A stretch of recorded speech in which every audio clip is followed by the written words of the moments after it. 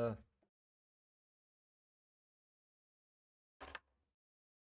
hello. Hello, everybody. How's it going? Ugh. I hope everybody's doing well. Today, we're gonna be uh, drawing a bunch of stuff. Hopefully. Um, we'll have to see how much I'll actually get to draw, or if it's just gonna turn into another babbling stream. But um, I did since the last stream, I did a tiny bit of sketching. Literally just this one image. I haven't gotten much done since then. Ram industry, as in the industrial complex revolution, uh, the rearing of the what? The rearing of rams? Huh? I don't know what you're saying, but still, yeah, I did this one sketch. Basically, last stream we were stuck on uh how to illustrate the drill, or not the drills, the giant lifts that I wanted to draw, and I think best thing is to have like a perspective image of showing the giant thing, and you don't see that it's on a on a lift platform, but I think it shows the scale of the industry at the time a lot better than an image like this would.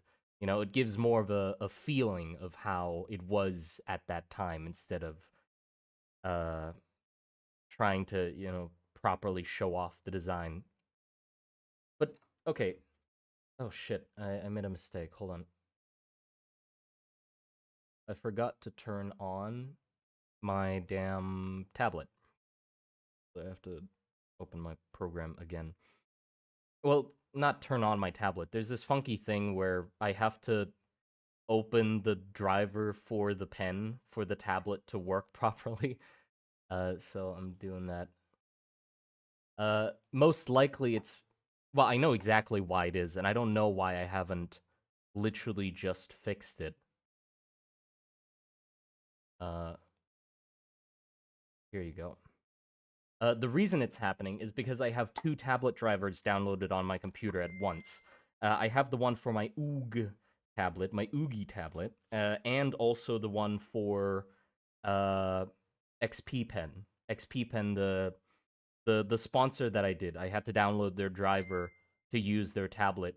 So when I only have my tablet stuck in, it gets confused. So I have to open the Oogie one for my computer to be like, oh, right, yeah, Oogie tablet.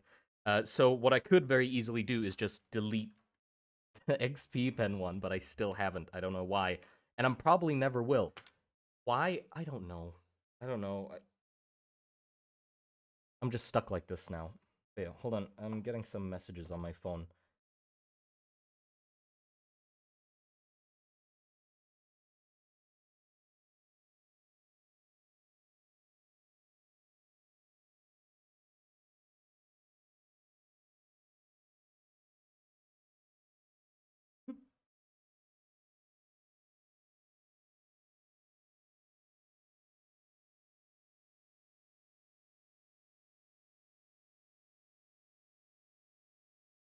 Okay. So, actually, instead of working on this image right away, what I wanted to do first is, guten Morgen. Erstes Stream bei deinem, was? Erstes Stream, bei dem ich dabei bin. Your art is beautiful. Thank you. Appreciate it. But yeah, what I need to do first is I wanted to actually design the workers like clothes, because there's some people in this scene, obviously, to like help show the scale of this, and I wanted to draw some like ROM workers and how their clothing would be, and so we're gonna design those together. I think the requirements, or I have sort of an idea of what I want in my head, but we will see what we can come up with. So the idea of it, or hold on, I gotta slow down. Slow down. Okay.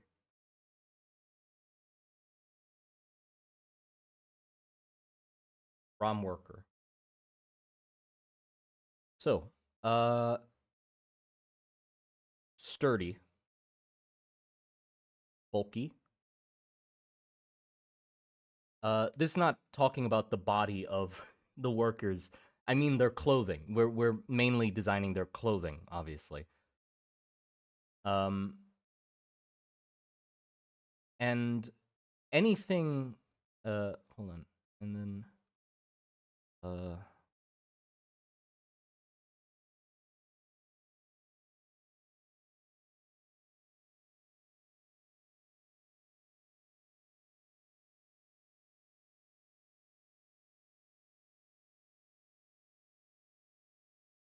I'll tell you the reasons behind this in a little bit. And then also,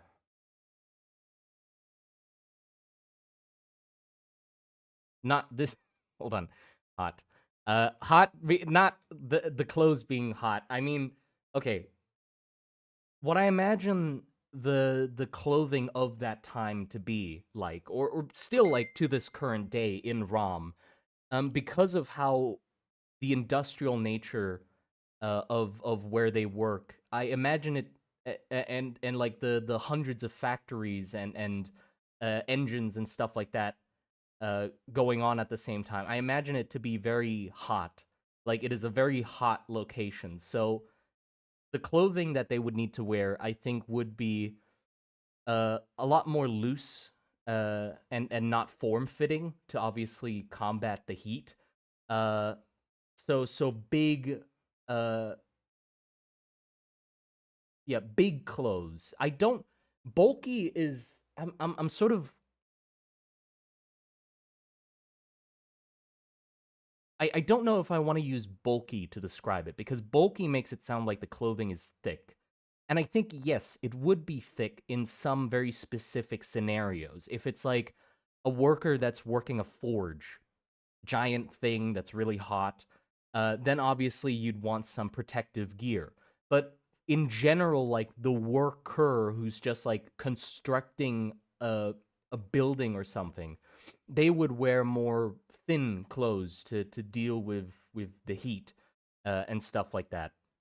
And also, I imagine uh, Rom has quite big looking clothes, like very simple, big shapes. It's mostly to contrast Varus. Like Varus has very form fitting and elaborate clothing, and Rom is sort of the complete opposite, where they make it as simple as possible and have it fit as many people and many body shapes as possible all at once. Um, so perhaps not bulky, but rather baggy. Yeah, baggy. Baggy is a lot better of a word than bulky, I guess. Baggy. But then here comes the other issue. Normally, if you work next to things that spin and can kill you very easily, you'd preferably not want anything that's loose. Um, or not.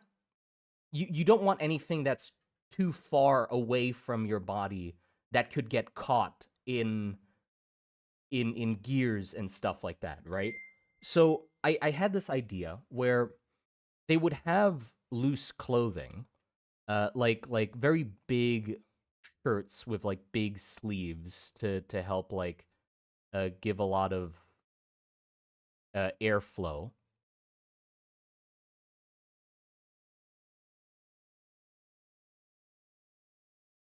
right? Like this. But then they would sort of pull the sleeves up to their shoulders pretty much and like bundle them up. So instead we get like this sort of look where it's like baggy shirt like this, right? And then just like a bundle of the like loose cloth like here and here, and then just a forearm or like a bicep and arm like this. I'm taking inspiration from you know uh that Japanese thing where they have the kimonos with like the big sleeves, but then they have like a method of using a rope to like tie them up into like these bundles on their shoulders. It like goes around. I'll have to find an image of it. Thank you for the 10 USD. Meet me. Appreciate it.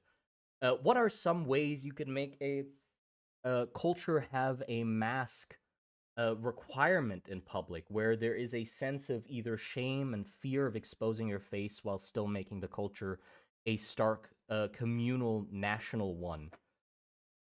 I don't know. I mean, there could be countless, honestly, reasons for people to have masks in public. Some sort of cultural, religious reason for it. It could be something in their belief, where they're less focused on individuality and more about anonymity. Where the knowing someone's true face or something like that is something only reserved for people you're close to, maybe. Or if it's like, yeah, like it, having masks can be more communal in the sense that it sort of allows everybody to be on the same like playing field, where it's like you're all anonymous, you all don't care about what you look like or whatever because you're all dressed the fucking same. Um, and so it makes community easier, I guess. I mean, yeah, you could make that work in a bunch of ways. You could just find your just make up an excuse, like some random fucking excuse for why. Like in ROM, I guess I sort of have something like that in ROM, not with like covering their faces, but in ROM is a lot about like the people, as a whole, like the people as a collective, and less about like the individual, like uh you sacrifice yourself for the greater good, that sort of shit, right? They're that classic uh type of nation. So in their like statues and stuff of significant figures, even, or like in their, let's just, okay, in their statues when they depict people, they normally have like barely any face. They're normally like sort of just representations of something instead of being a particular person or significant figure within the history, so they like having like just sort of abstract like nose and then flat plate for a face kind of deal going on, you know so rom art is actually really bad at capturing uh a specific person's facial features, because in their culture in general, they don't like depict people as people. Normally they depict them as like a whole. So if it's like a statue of a soldier, it's more like a representation of the army as a whole instead of, oh, this particular soldier, you know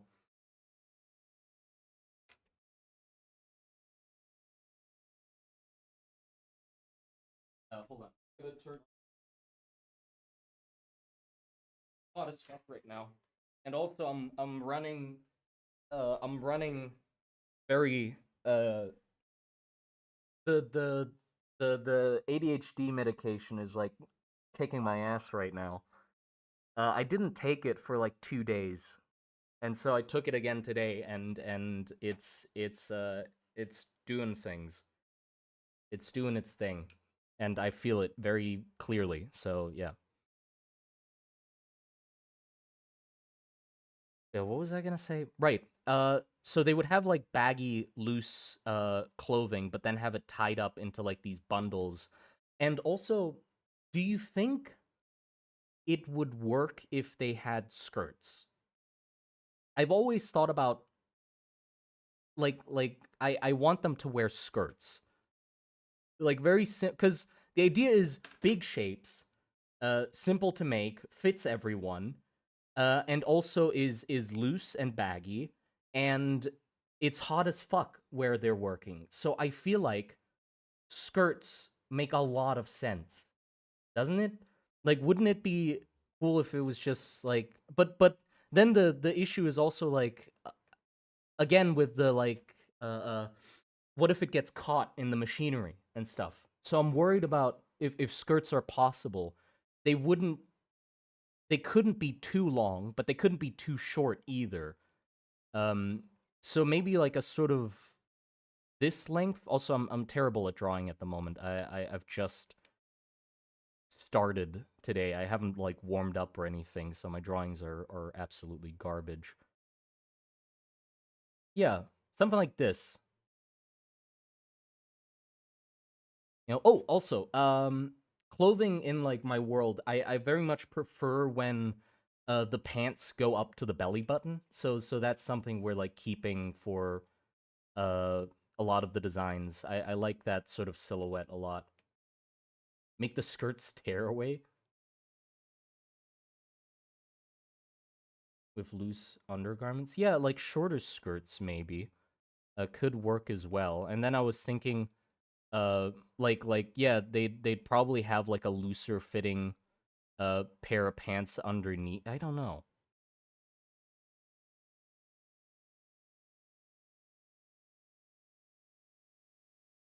What kind of work are they doing? I'm not sure. So hold on. Yeah, we should probably think about what specific kind of work they're doing first. So I think we should start with just like a construction.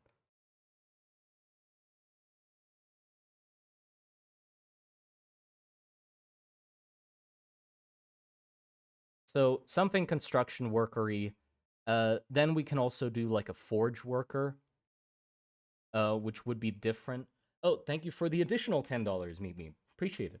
Surprisingly, Ram feels rather similar to Collis. This culture, a more industrial, secular, secular, secular nation currently at war with religious zealots. The Collish population being born of bats. Wait, where's this from? Real world or from like a fiction of some sort kind? I don't. I've never heard of them. Also, to add my 2 cents of the skirt idea, what if it separates in the middle and combines the form parts of yeah. I do want it to be like a cut in the middle, basically like pants. Mono type thing of the skirt. Okay, hold on. I'm gonna look up some references. We need to cobble together some references. Pinterest. Yes, I go on Pinterest. Uh,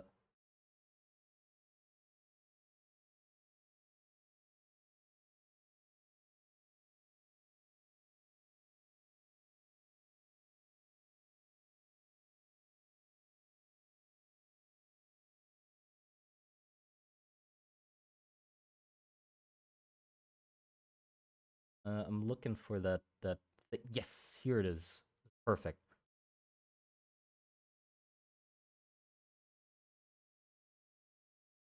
This I drew it very poorly. Now I realize because this looks a lot better. But here, this is sort of what I'm thinking of. Very loose. Instead of being like over like laying over each other like this, I do want it to be a separate shirt from the pants. So have it be like a proper collar and stuff. But I really like this look and shape. It makes me think of working for some reason. Like it's like, oh yes, they are ready to work. So let me get some more references of that.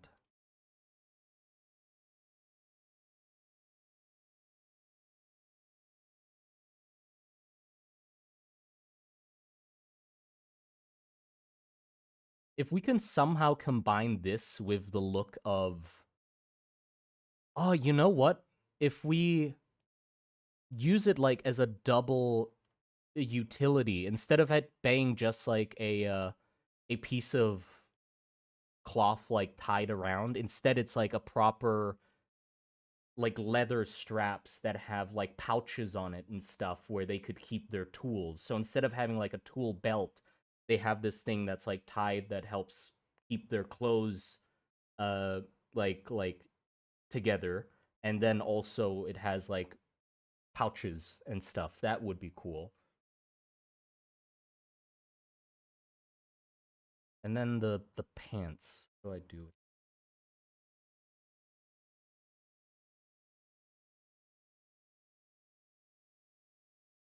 Not racist, but well, what? Not racist, but is Ram European or Asian? There's nothing racist about that question. Don't worry. Um, but I not anything in particular. I realize, or with both countries, both Ram and Varus, like you might see that with Varus, I take a lot more inspiration from Thai, uh, from Thai like designs and stuff like that. But it doesn't make them any more. Or hold on, sorry, I really need to slow down. The drugs are fucking kicking my ass. Uh, I don't want to limit myself to taking inspiration from any particular region when it comes to both sides or any nation in my world. They're fantasy, right? And I don't think with fantasy regions or countries, you don't have to be like, oh, this is the fantasy nation that is the Asian inspired nation, and this is the European inspired. No, just like I want to mix whatever the hell comes to mind and whatever the hell I think fits the best. It doesn't have to come from a particular region. Although with Varus, I did take a lot more inspiration from Thai than with like Ram has a lot more European, but that doesn't mean that I will like uh not take any particular country as inspiration because it's from a different region. I'll just yoink whatever the hell works. Doesn't matter where it comes from if it fits the aesthetic, you know?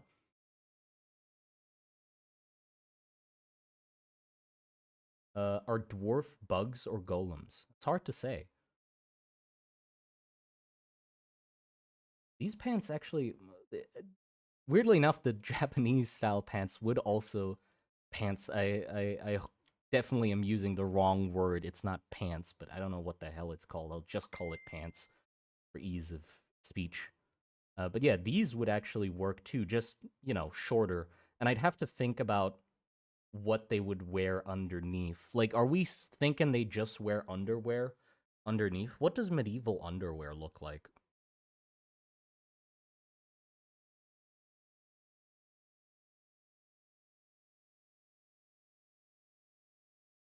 I mean, that works. Yeah, they could literally just have, like, we want simple, right? So just have this underneath and then just like a bigger skirt over top that holds it together. Meet me, thank you for the $5. Last last super chat for now. Yes, I appreciate it a lot. Don't worry. Colas is a personal project I wanted to share, but I don't wish to hijack your stream either. Um, I mean, no worries. If you want to talk about it in the chat, you can go ahead if you like. There's nothing wrong with hijacking my stream. I'm just drawing and everybody's talking, so it's up to you what you want to talk about.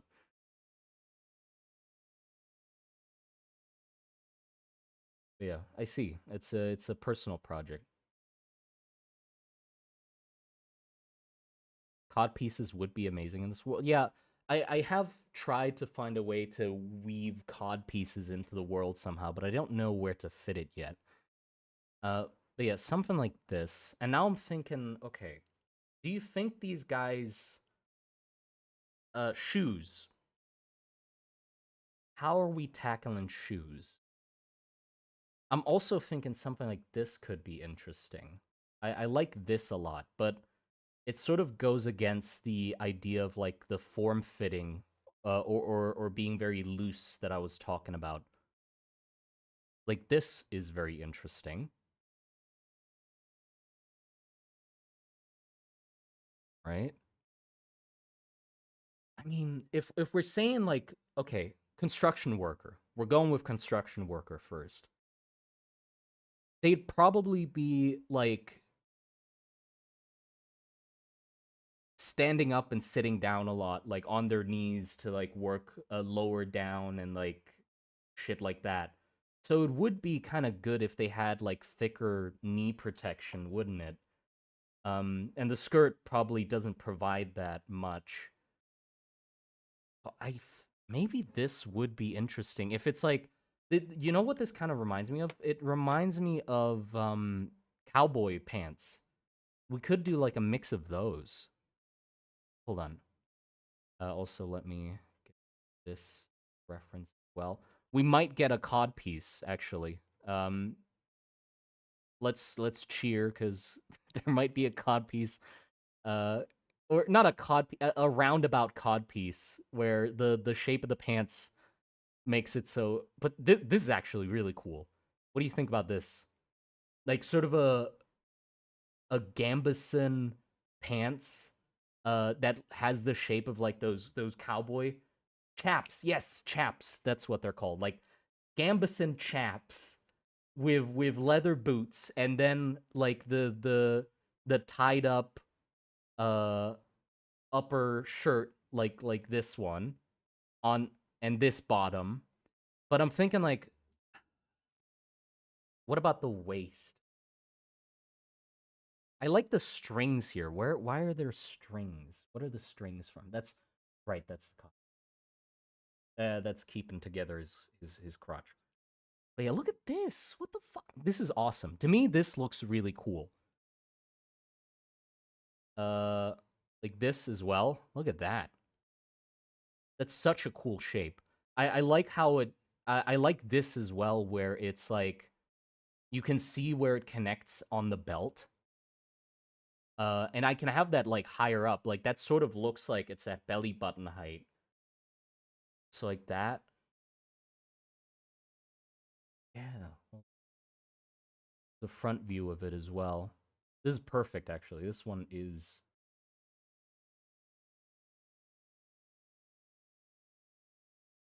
look at that. Looks amazing. Thank you for the 2,000 Rs.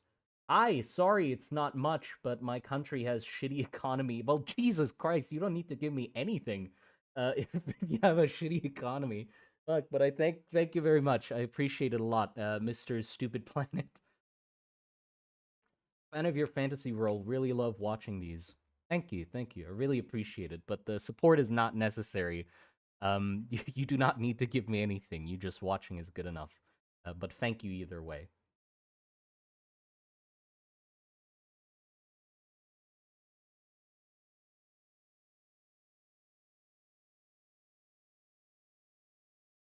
Actually, that already exists with chainsaw chaps and whatnot. I'll search that up, actually. Chainsaw chaps. That sounds really interesting.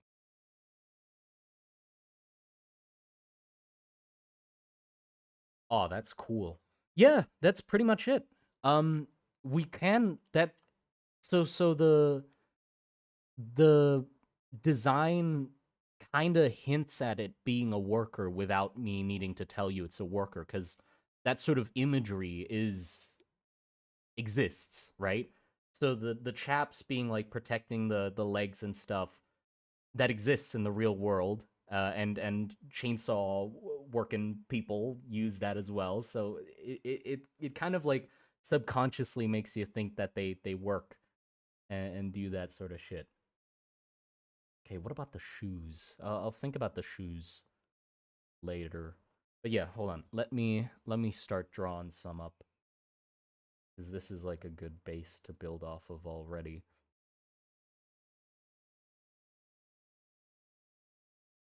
Okay, so tied around the waist part, I really like how this like looks, and I think not having belts and more just things together with string is interesting as well.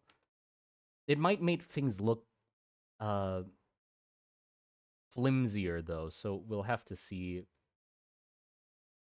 I also like how it cuts off here, but I also like how it doesn't cut off here. I'll do the not cut off first, and then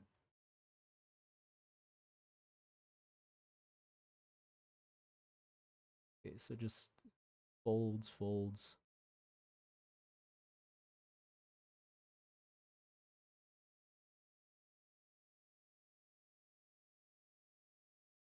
This folds.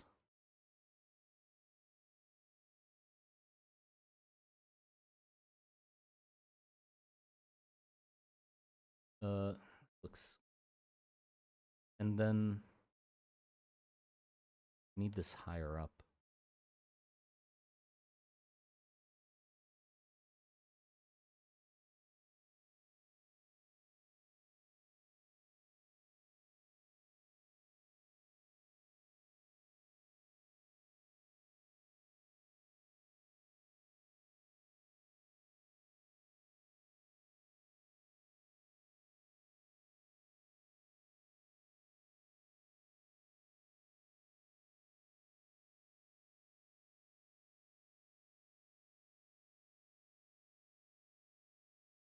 right? Like that sort of fits.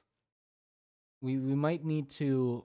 It's too Japanesey at the moment. So what I'm gonna do is give it the same just string like collar thing to like help tie it together with the legs. And then also these, instead of being cloth, would be some sort of leather straps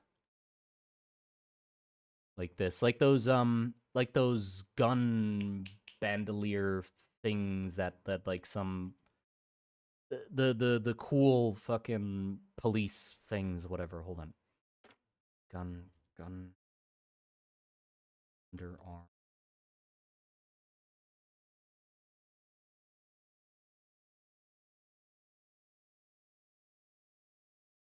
underarm. Yeah, yeah. I found it. Found it. Sort of.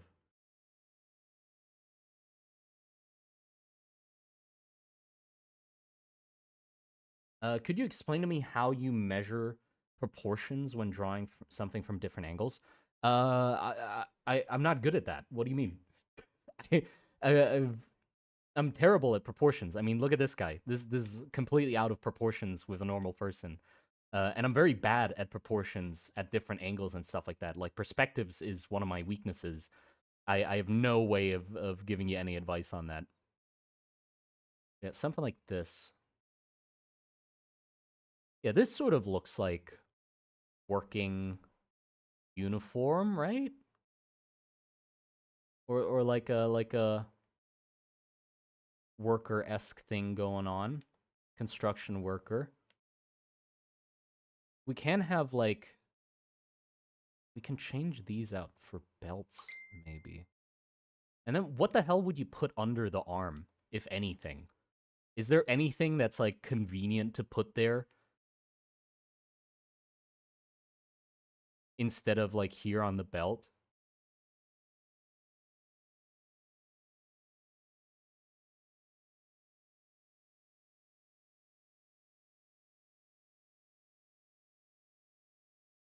How do you study anatomy? I don't. I'm very bad at anatomy as well.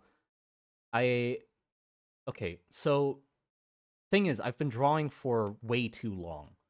Or hold on. The Mercon, thank you for the 5 US. If the climate is at all warm, remember to add speed holes so the workers don't perish. Speed holes? Speed holes? Speed holes? What's a speed hole? Like a tool holster? Yeah, like some sort of tool holster might work. Although this does look very hot to work in. Um, but well, not that hot actually. 'Cause if you think about it, like that's just his his his crotch is just not. There's nothing there, right? There's just cloth, so he's getting a nice breeze. Uh, and the legs are protected, and obviously, I feel like it makes sense for those to be protective. And also, we said like with the knees thing, sweat holes. Ugh. Yeah, and the top is very loose fitting, so I think it's not that hot. It's not too hot.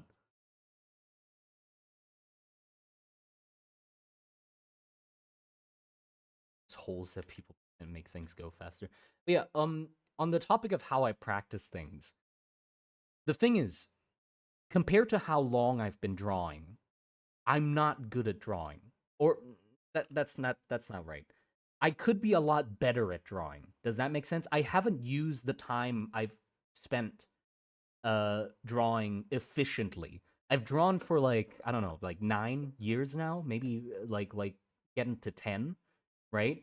And 9 to 10 years of drawing, I could have been, or I could be a lot better at drawing if I was practicing efficiently, right? So I'm not good at practicing. If I was, I'd be a lot better now.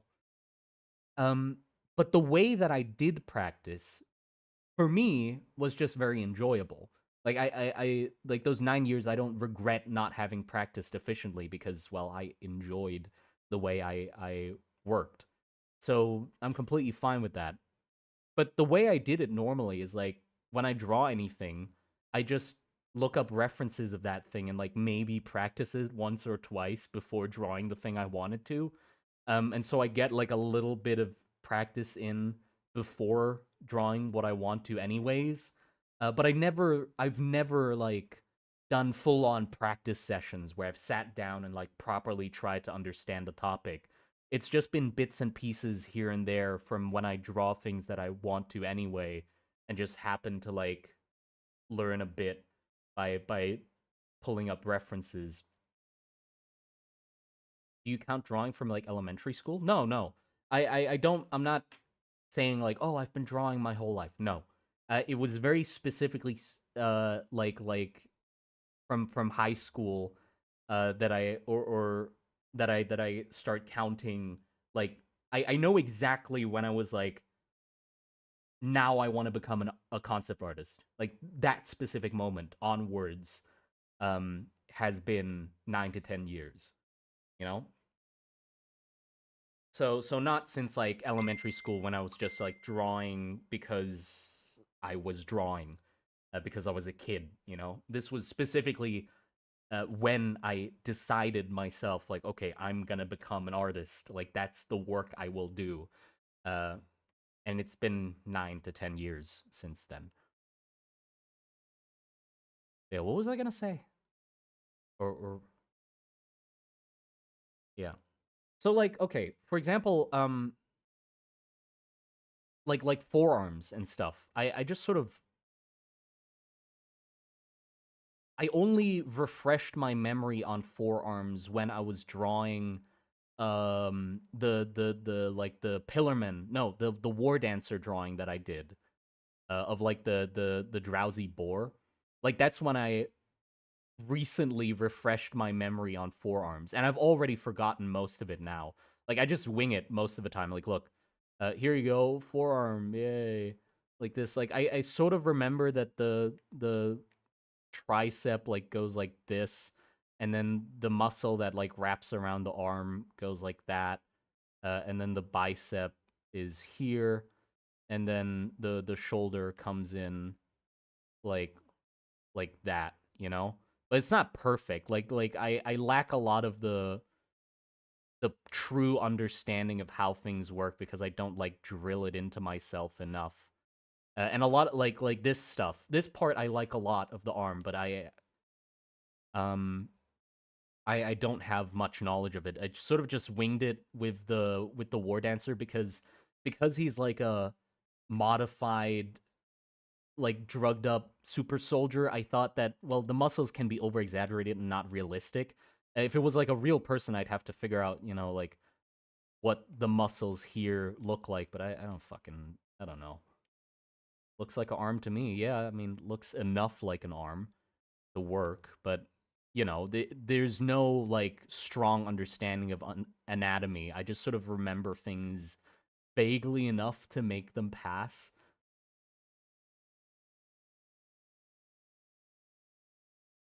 It doesn't have to be 100% accurate. Yeah, like I I learn it just enough for it to work with what I need it to do, or what I need to know to do what I do, right? I draw like character designs and stuff like that, so I don't really need to be incredibly good at portraits or incredibly good at like arm anatomy or torso anatomy because I don't like that's not the main focus of the drawing. If my focus was to show off perfect arm anatomy, then yeah, I'd put a lot of effort into that, but I don't because that's not the point. But like the issue with that is that a lot of times I very often run into roadblocks where I lack the skill to be able to illustrate what I need to, and that's when I sort of need to force myself to like study it a little bit to maybe get enough practice in to illustrate it even a slight bit close to what I need it to be. For example, like this drawing. I'm terrible at perspective and stuff like that, so I had to like do a little bit of studying. Uh, God, get the there you go. This drawing, like I had to do a bit of study of perspective to get this drawing right, and it's gonna look bad So I need to like slowly study along and draw it as I learn more to hopefully make it look passable because it's a lot of things that are out of my comfort zone.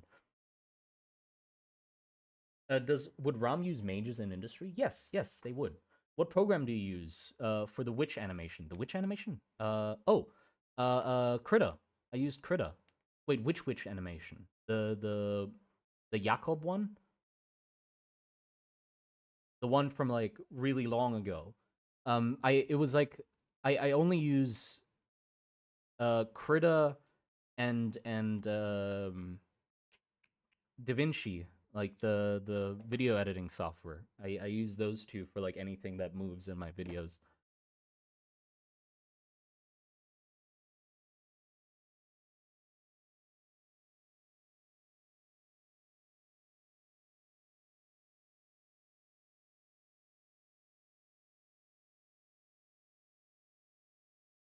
Yeah, I completely lost the plot of what the hell I'm gonna do.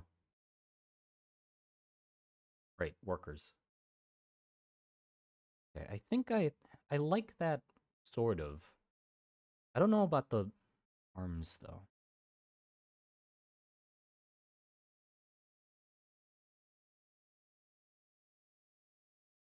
So without the tied sleeves, it would just be like a really big shirt, like an oversized shirt, pretty much.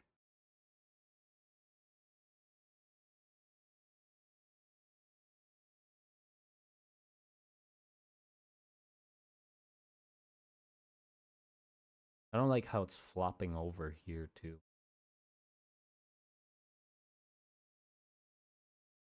Uh, were you working a regular job? No, I just went straight into this. I didn't go to university or anything. I like right after high school, I was like, fuck it, I'm doing art. And I was just like spamming doing commissions and that sort of stuff to get money, you know? I do still live with my parents, by the way. Like, that's just normal over here. Like, there's no reason to move anywhere. Like, there's literally a house right here. I don't know why the fuck I need to go to another house. Uh, so the culture over here is different, which is one of the main reasons I got by for a lot of that like first few years of trying to make it as an artist. Uh, but yeah, like after high school, I sucked at everything pretty much besides art. Art was the thing I sucked at the least. So I knew like college wasn't for me, right? And I had to convince my parents that I don't want to go to college. That was interesting, but I mean, gotta be thankful for them for just literally allowing me to sacrifice a reliable future for a fucking risk. Like, just, yeah, sure, just don't go to college, I guess, and just risk becoming an artist, I guess. Um, am I allowed to have your shirt design tattooed on me? I'm I mean, yeah, if you want. I shit. If you do want to, I could give you like the proper like file for it. Although I guess it's in the codex as well, like the full file of just like a flat drawing of it. If you want that, then yeah, sure. I can send you it. My main question is what stopped them from working in underwear when it's so hot, but I'm guessing there's a sense of modesty in the culture. Yeah, I mean, clothing needs to be worn to a certain degree. And also, if they just wore underwear, it'd kind of be boring design wise. Like, I do want them to wear some clothes. Although, like, workers in the mines and stuff like that, like the really hot places, those guys would just be wearing underwear. Like, I see no reason why they wouldn't just be wearing underwear. So, like, miners in ROM, they just barely wear anything because it's hot as fuck in the mines. But like workers like this, I feel like it still makes sense for them to be wearing clothes even though it's hot. Also, just like protection, obviously. Like, um, don't want to get tetanus or get random cuts and shit while you're working. So preferably, you do want at least a little bit of clothing.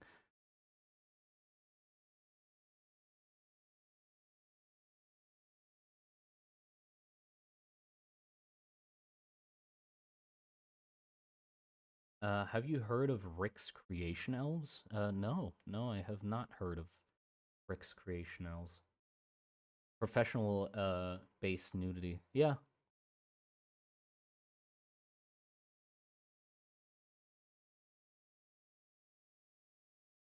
got a coolest question. What are some, hurdles a culture would need to get past with automated labor? Not the modern kind of arms with welding, but actual brass robots walking around the factory floor. What are some hurdles a culture would need to get past with automated labor?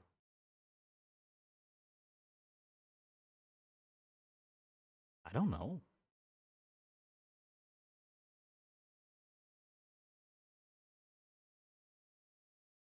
I guess that's just like I think about world building differently than that, I guess. Cuz if I had the idea that I wanted a country to like use like brass automatons in their industry instead of I would just I would just do that. I would just give them brass automatons and have them be a part of the industry, and then later I'll figure out a reason why. I wouldn't try to like figure out a reason first to allow myself to put it in. I'd just be like, ah, fucking, I'll just put the automatons there because it's cool and it's an idea I want, and then I'll come up with with an excuse for why it's the way it is sometime down the road. You know? Because that's cool. So just put it in, and then you can just figure it out later. It's just a cool idea, so just use it, and you can think of you can get a headache about why it's the way it is later. No need to have it like, no need to get the idea first to allow yourself to put that into the world.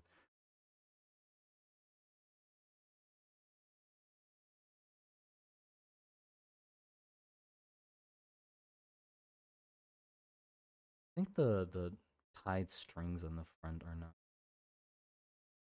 prefer buttons. I think buttons a little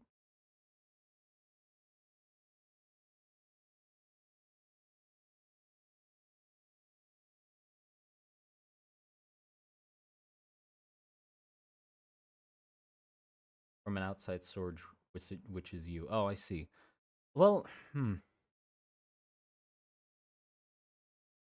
what are some hurdles?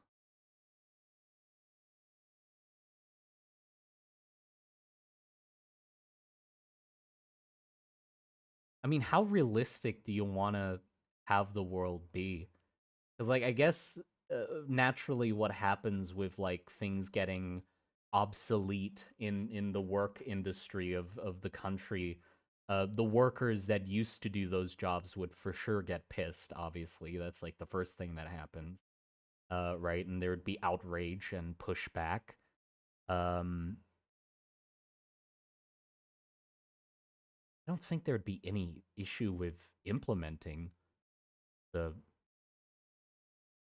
robots.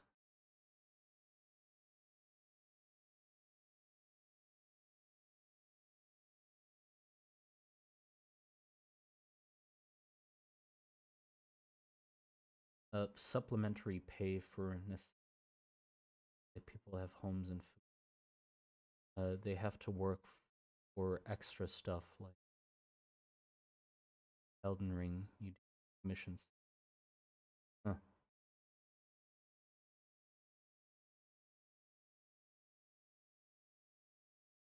Will there be creatures who live in orbit?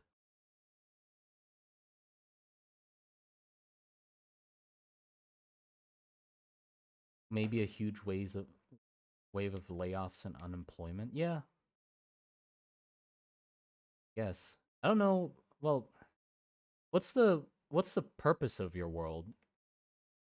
Like, why are you making it? Do you enjoy like just thinking up cool ideas and uh finding an excuse to draw cool ideas, or are you making the world to like explore the political climate of a fantasy world? It's like if it's just for the sake of cool visual, like my world is for the sake of cool visuals. I made it so I can draw cool things. Uh, so like the time of thing of like, oh, what would this do to the economy? Like that sort of shit doesn't concern me at all. Like you can think about it if you like, but but it doesn't add any like visual interest to the design that I came up with, so I don't really care about it much. Specialized labor for maintenance. People are paid for robots rather than assembling the goods themselves. Yeah, that makes sense. But yeah, but like, why are you making the world? Like, what do you enjoy about the world? Because then just focus on that and just give vague excuses to everything else just to hold up that main focus. My goal was to sim what secularism versus religion at first. But Colas, I'm having a stroke. What eventually developed into an OC I wanted to expand more, which, however, had led me to neglecting the wider world. Well, what do you mean neglecting the wider? You don't need to. Or if you just want to focus on that one country, then just do that. There's no issue in just neglecting the rest of the world. You don't have to flesh out a whole world to have it be called a world building project. You can just have it be as vague as possible to serve the role just well enough to support what you're actually interested in. The religious nation still has no name. It doesn't have to. I mean, if it's important, then you can come up with one. But like,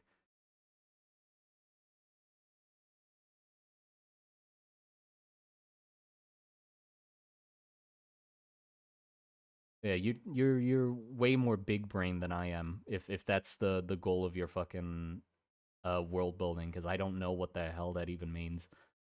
Or I know what that means, but it's just like my brain can't even start thinking about the consequences of different things in a fucking fantasy setting. Non-religious. Oh, okay.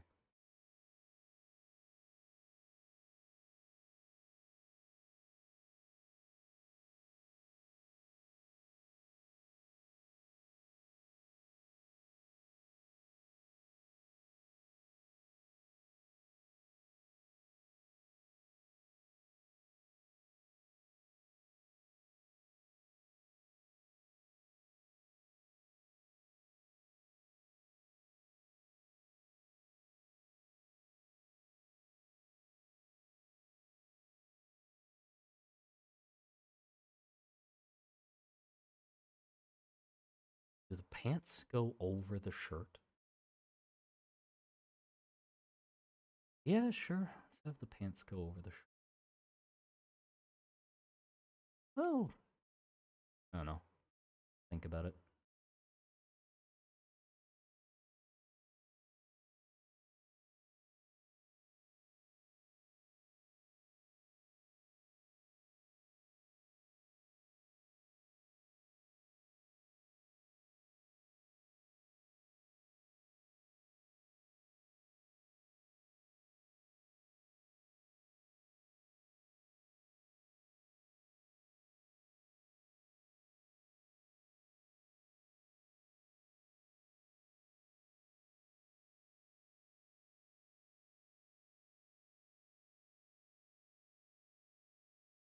Looks too fancy, I think. This is bothering me. And maybe the high waist is something I need to abandon. I think it might look a lot better if it's just lower down. Yeah. Oh yeah. 100%. That just looks a lot more fitting. And then lines. Why am I drawing behind the fucking reference?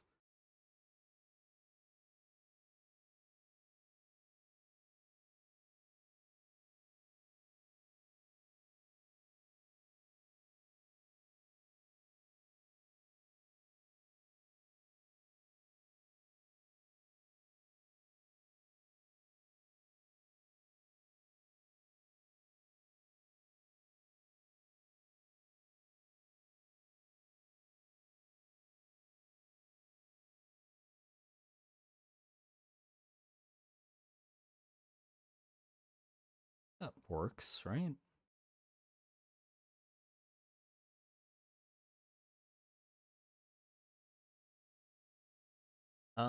Thank you for the 1,000 Rs, Mr. Stupid Planet. Wait, hold on. Your fucking economy struggles. Stop. Jesus.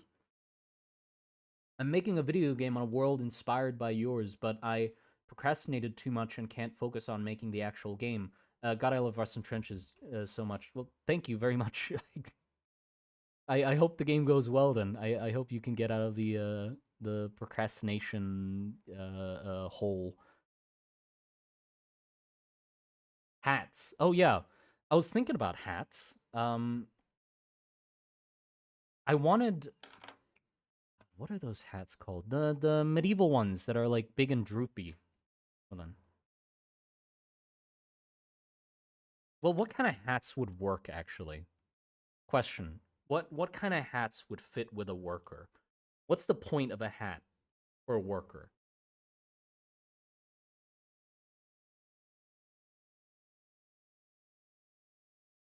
They wouldn't they shouldn't be too big. They should be quite simple.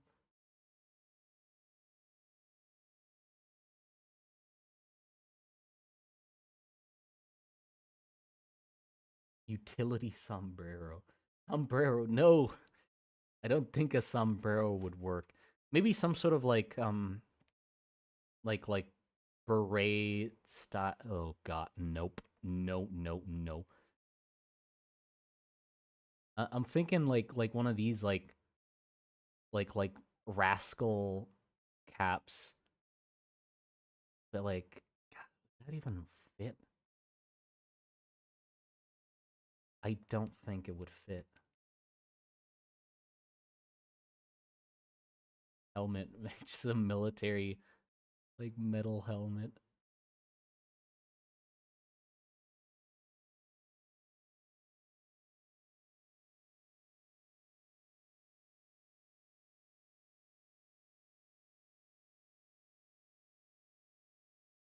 I don't think a hat fits in this case. Just because the outfit is like very simplistic.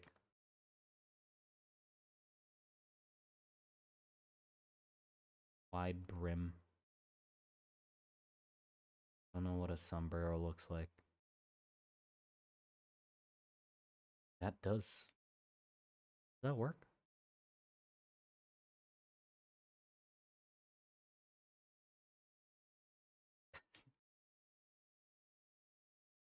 I don't know if that works or not.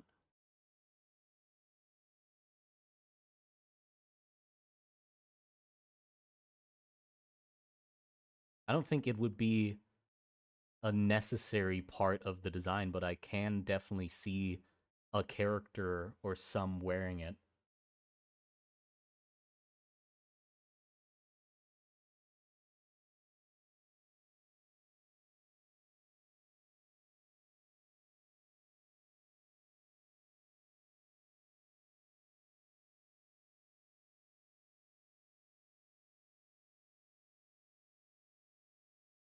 Paper hat.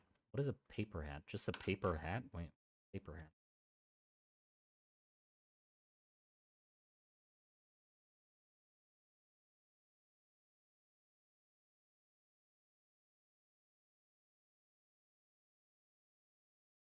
Is a paper hat like a specific type of hat, or is it like, are you saying literally a hat out of paper?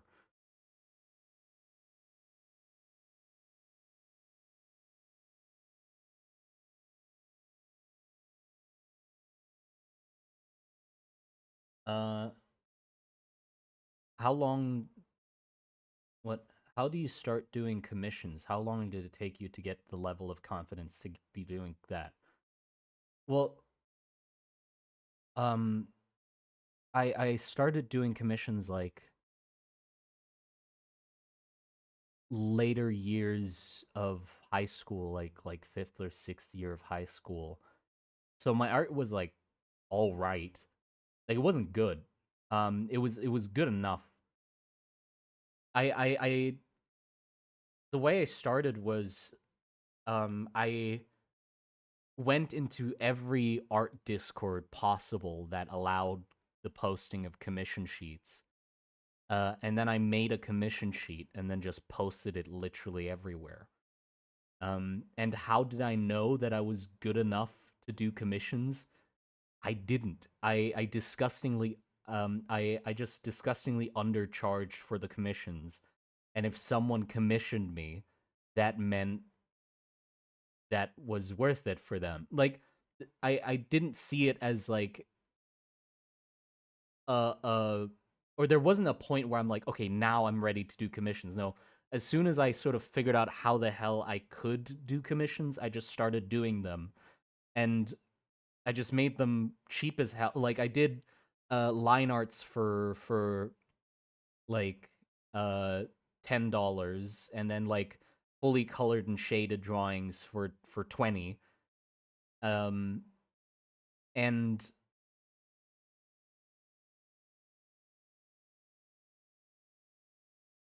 wait, how do I form the words? I don't know what's going on. Like my head's not really working well at the moment. Uh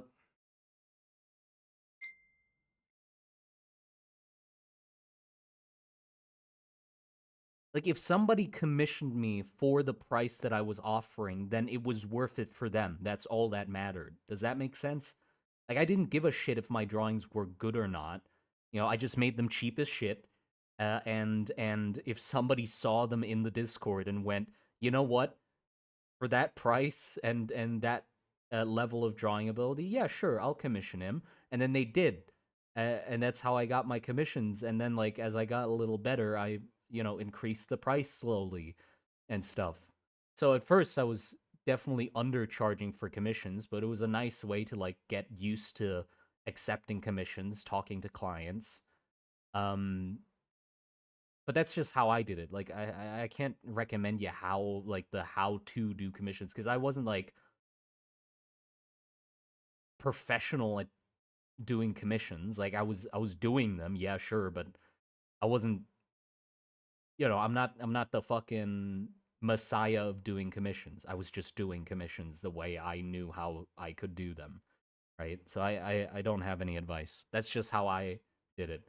And also it was I was very lucky that I never got a problematic client. Like literally throughout the whole time of doing commissions, I never got a client that like all those horror stories of clients that you sometimes hear on the internet like art community. I didn't get any of those. I got like unpleasant clients. Yeah, sure, like the ones that would ask for fixes a lot and stuff like that.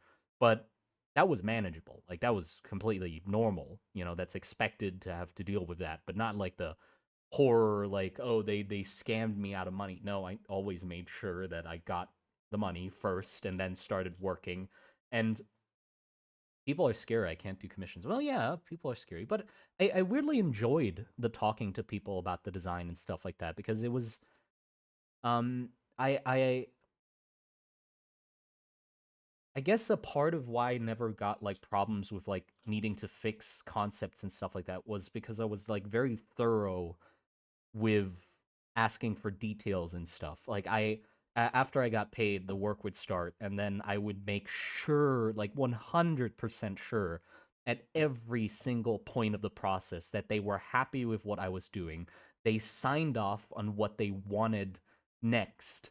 And so like there was never too many misunderstand like if a misunderstanding happened, it was never my fault. It was always them changing their mind afterwards, and I would ask for extra for that. Like if they happened to change their mind afterwards, it was their fault because I always made sure like the when I was still sketching, we would decide on the design of the character and the pose and everything like that. So they had to be 100% on the pose. They had to be like, yep, this is exactly the pose I wanted. And yep, this is exactly how I want the character to look. Like, that has to be done by the sketch phase. And when I start the line work, you better not fucking change your mind. And if you do, that that'll cost you, because we already were past that point. Like, you should have decided on that 100% before. That was your responsibility. And then after the line work is done, I always check on them, is like, yeah, this line thickness, blah blah, whatever. And then the colors, and I check on the colors if the colors are good and everything, and the shading is good. So it was always uh like not much of a problem. What are you talking about? Doing commissions. I used to do a bunch of commissions. How are you today? I'm doing good. I'm doing good. Headwear is very job specific. Yeah. Yeah, I think this is good. Why am I doing this? I want to draw. What do I want to draw?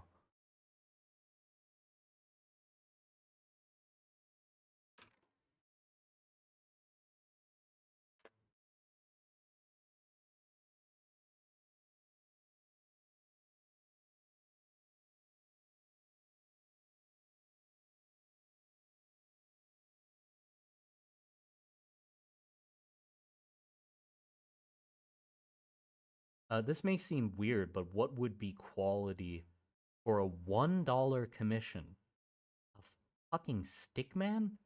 I like you could $1. I mean, anything. You could draw anything for $1. You could do fucking. If you have no drawing experience, you can sell commissions for $1. Sure. The thing is, like, the quality thing. Like, I had a really hard time at the start of doing commissions as well, for, like, deciding on a cost. Like, I talked to a bunch of my friends to, like, try and figure out what cost I would start with like my level of art. But the best deciding factor that I realized was literally just fuck it. I'm just gonna pick one price that's a little bit lower than everybody else's, and then uh, I'm I'm gonna just post it everywhere. And if nobody contacts me in like this amount of time that I set for myself, then I guess it's either too high or my art is too shit. Like, that's just it. I set it at $10 and I posted it everywhere. And if I didn't get any commissions, I would be like, okay, I'm gonna make them either cheaper or I gotta get a little better to justify the price. Like, that was it. And luckily, like, with the $10, I did get a commission to start off with. So I was like, okay, I'm sort of in the right ballpark then, because somebody saw it and was like, yeah, reasonable. You know, if somebody saw it and was, yeah, reasonable, that's a good price for it, I'll commission him. Then yeah, I guessed correctly.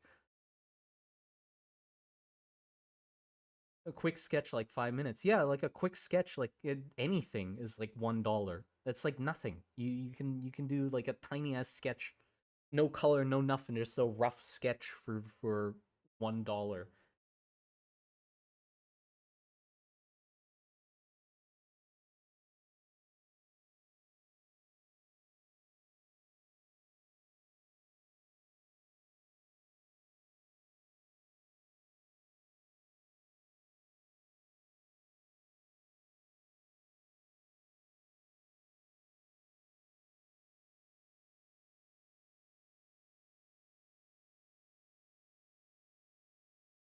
What is a commission? How do you do it? Well, commission is just somebody hiring you to, or somebody paying you to draw a drawing for them. It's a commission. How to do it? I mean, there's a lot of ways to get into doing commissions.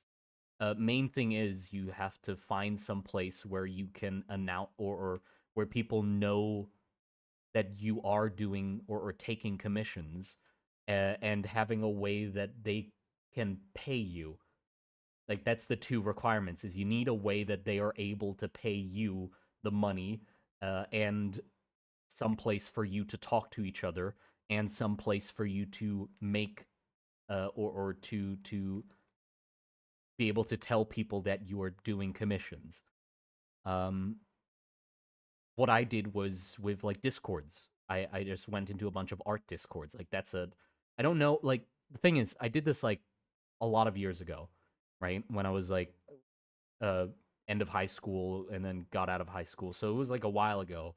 So I don't know how that's changed, right? I don't know if doing it in discords is still a viable strategy. Like I feel like it changes a lot. You sort of have to be quite aware of the art environment at the time, and where people are offering commissions and also taking commissions.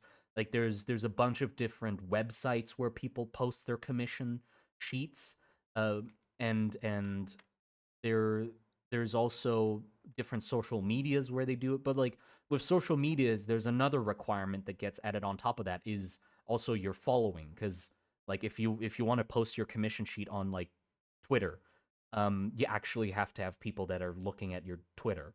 You know, if there's nobody looking at your Twitter, then nobody's going to see the commission sheet. Nobody's going to contact you for commissions.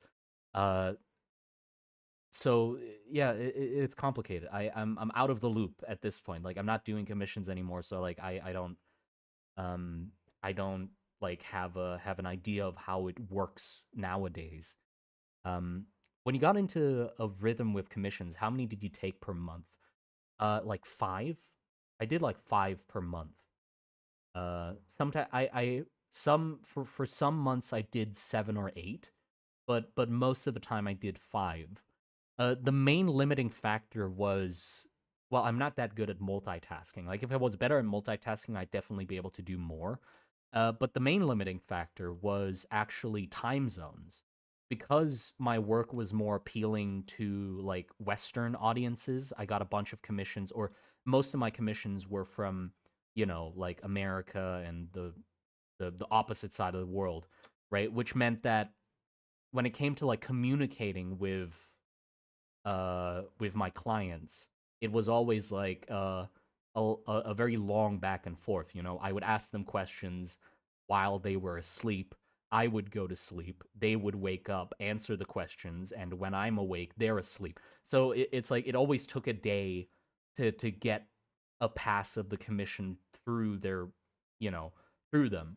So commissions took a lot longer because I had to wait for them to actually be in the right time zone to answer my damn questions, or like respond to my posts. Um, so, but that was also good because that meant like I had basically like every I could do more commissions at once because all of them took longer, and I knew all of them took longer, so they were all sort of like slow burners. Like, oh, I can work on it a little bit, send them the update, and then I know they're not going to respond right away. They're going to respond tomorrow, so I'll just work on another one and then finish that, send them the update, and then wait. So I could sort of like move between them easily because I knew that it would take a while for them to get back to me. And then the next day I would wake up, they would have given me the the the the response to what I sent them yesterday, and then I can work on it again. Uh, Fun fact: I found out that one of your drawings has a lot of elf bitches. What? Found out that one of your drawings has a lot of elf bitches. Elf bitches. Would the pants be white? Like color?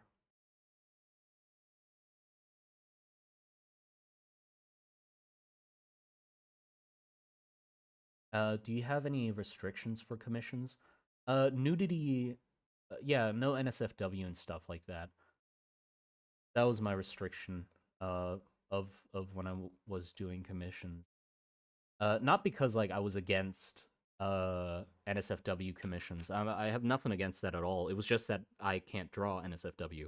I just didn't, you know, I wasn't good at it. If I was good at it, I'd totally take NSFW commissions and like furry commissions as well.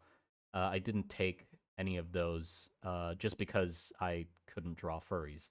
If I could, I would, because that's just that's just another part of the market you could access. So yeah, I just didn't do it because I wasn't good at it. And because like the reason I wasn't good at it was just the commissions I did take were because that just happened to be what I was good at the time. Like my own interests made it so I was better at drawing creatures and monsters and character designs and stuff like that. So that's the commissions I took. If I happened to have been like an NSFW artist before taking commissions, then I would do NSFW commissions. Like that just makes sense. Um, if I was like, if, for example, now, if I was like really desperate for some money, and I'm not making it, or I need to get by, then I'll totally do. I'll learn like some quick. I'll do some quick anatomy studies. Try to figure out how to do like NSFW drawings, and I'll just fucking sell those. I don't care.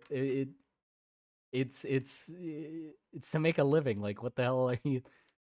There's nothing wrong with that.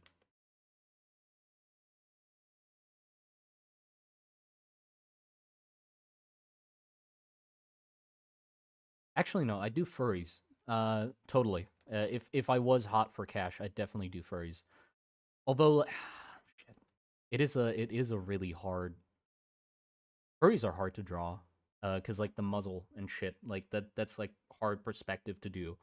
And also there's a lot of competition, cause obviously like the like you always hear like, oh shit, furry commissions are going for like thousands of dollars and shit, and it's like, yeah, the high end furry commissions pay fucking crazy amounts, but that's because like they're really fucking good at it. Like you'll definitely, I don't think I'd be able to take advantage of that market anytime soon if I wanted to get into it, because like it would take a ton of practice to get that good at drawing them. Um, first, and then being able to charge those prices to justify those prices. uh so I'd be really bad at it at first, and obviously need to adjust my prices to accommodate, or to fit that badness. What the fuck? What do you mean what the fuck?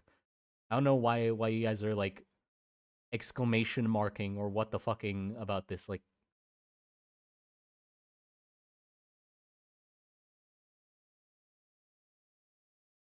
to save you from having to try and learn to draw furry art. Oh, thank you for the $10.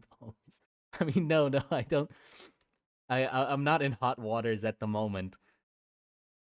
Don't worry, but I appreciate it. I'm willing to say NSFW art is a very important community that we couldn't go without. Very important community. I mean, I'm curious to ask in what way, but I guess that's a conversation we don't need to have.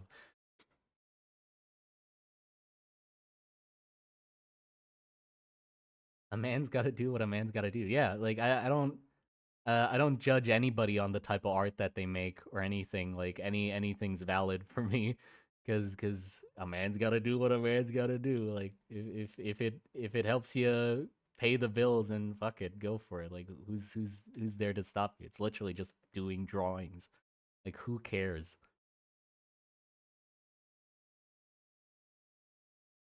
I like this actually. This is really nice. I like this. The color helped like give me a better perspective of what the hell I'm doing. Competitive saying this as a furry artist myself. Yeah, because like you can look at it and be like, whoa, huge prices, and just fantasize about like, God, if I just went into furry commissions, I'd totally make that much. No, I don't think it'd be that easy. Like I feel like it'd be really hard to get into it, because yeah, it is really competitive. It looks like it would be really competitive, and those big prices come with, those are the best of the best. Like they're fucking amazing artists, obviously, so they can charge that much.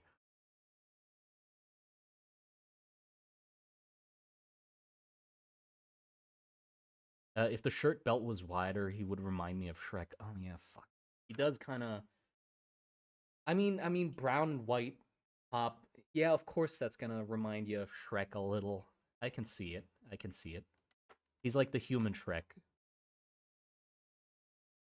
Hey chat. Hey Simon. Hello.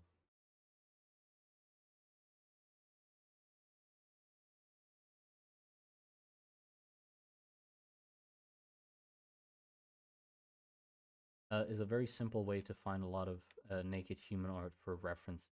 It is exaggerated. I mean, I guess. I mean, it's not hard to find naked humans on the internet, I don't think. If you need like references for anatomy studies, it's not hard at all to find naked humans on the internet. Um, so yeah, I guess.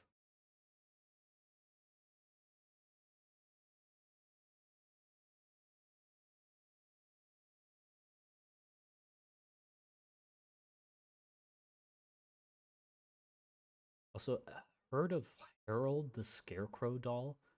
No, I've never heard of Harold. Who's Harold? Harold the.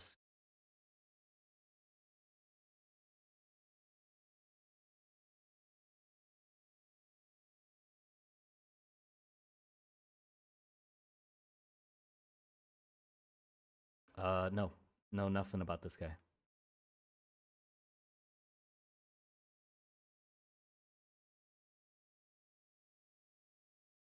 Are we designing guys for the lift? Yeah, sort of.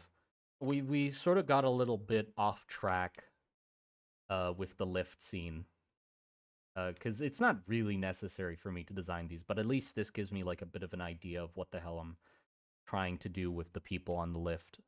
Now I gotta issue is the scene that I'm drawing is gonna have a lot of people facing the opposite direction.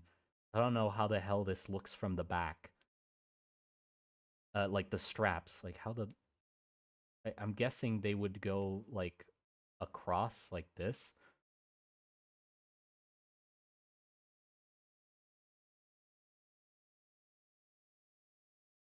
right? But this guy has a huge fucking back. Jesus Christ, hold on, let me lower his traps down a little. Yeah, like something like this, some sort of cross in the back. Then I like a plate. That, and then arms. And then the back of the pants look pretty much the same as the front, just open more to get the ass some breathing room. Big back berry. uh, Pig orcs or giant goblin type orcs? I'd say both is valid. Both are great. You can get really good designs out of both. Um, a really artist who did like a really good job of exploring those like possibilities actually is Amonza.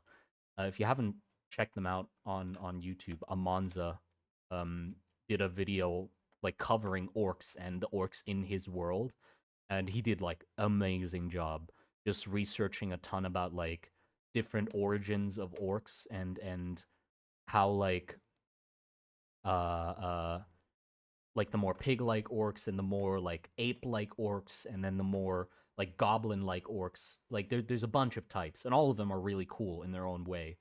um i I think I like the pig ones the most, not because they're better designed. It's just that there's a lot of the other ones, you know. So I like it a little bit because it's a little bit more niche, you know. You see a bunch. I think the mostly you see the ape like orcs and the goblin like orcs. Those are like the most common you see in fantasy. But then the pig like ones you don't see as much. So I like those because it's just like nice and novel when you see them. A really Dungeon Meshi, they had sort of pig-like orcs, and I liked that a lot. When I saw them, I was like, "Oh, neat! They did the pig-like ones. That's nice." And also, they did the canine like kobolds as well. I guess that's more of like a Japanese thing, I guess, because like kobolds in like American and like our like Western fantasy, I guess you call it, are like more lizard like and like dragon like now, but like in like more Asian uh depictions of kobolds, they're more like canine esque. So it's also interesting to see those sometimes. Anime use pigs. I mean, I don't. I think it's sort of going away now as well. Like even in anime, I think most orcs are getting more Western looking, right? Like I can't think of any other anime beside or like any other depiction of orcs that is pig-like besides Dungeon Meshi recently. Like all the other ones just make them, orcs, just Western orcs. Unless you can think of one, then cool, but I haven't heard of any. Uh Amonza would do both as well. Yeah. I don't know if he has kobolds. I don't know if that fits into his setting or not. Be interesting though. I mean, seeing how well he did the orcs, I just am very eager to know how he would cover any other fantasy race as well. Even though like I'm expecting that most wouldn't exist in his setting. I don't know how many he's gonna put in his setting or adapt for it. But I'm just very like the way he thought about the orcs makes me really curious how we'd think about the other ones as well.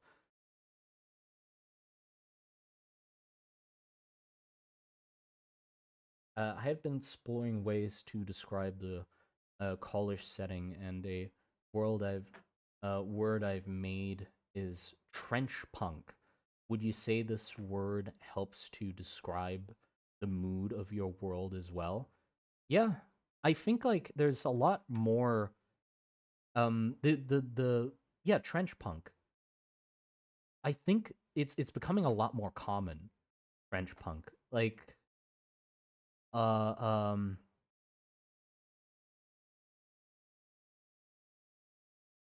Trench Crusader, obviously.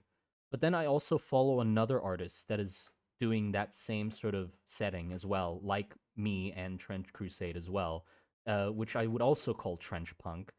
And then, yeah, I know like three artists or three, four artists that I can think of that are starting to go into that like aesthetic, because it's really cool. I mean, I can't deny it. I mean, that's why I'm doing it because I like that sort of weird medieval-ish trench warfare aesthetic. It's cool. It's gritty. Um, there's a really cool one. There's somebody making a like animation of their. I guess that's just what we'll call it now. Trench punk. Uh, there's somebody making an animation of like their trench punk world that I'm very eager to see. They I think they're doing it by themselves, but their designs are they're so beautiful. Their designs are so fucking good. I don't remember what what they're called. I didn't follow them. I don't know why I didn't follow them, but they had they had one character where it was a gas mask pig. Like it was a human with a pig head, but the pig head was like a gas mask. And it was like the perfect combination of the two because like the gas mask already looks sort of like a pig head with the snout in front, and they just turned it into a pig head, and it looks awesome. Ersatz? I'll have to look that up. Hold on, maybe it is that one.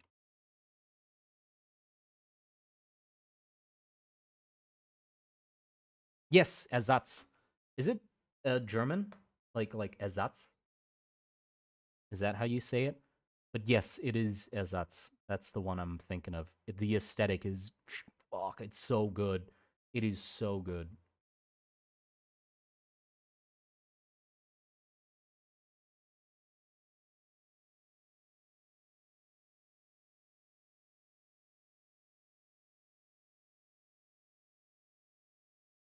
Art reflects reality. I mean, yeah, the thing is, um, God, I've been really trying to avoid like news recently because of like, you know, all of the shit that's going on.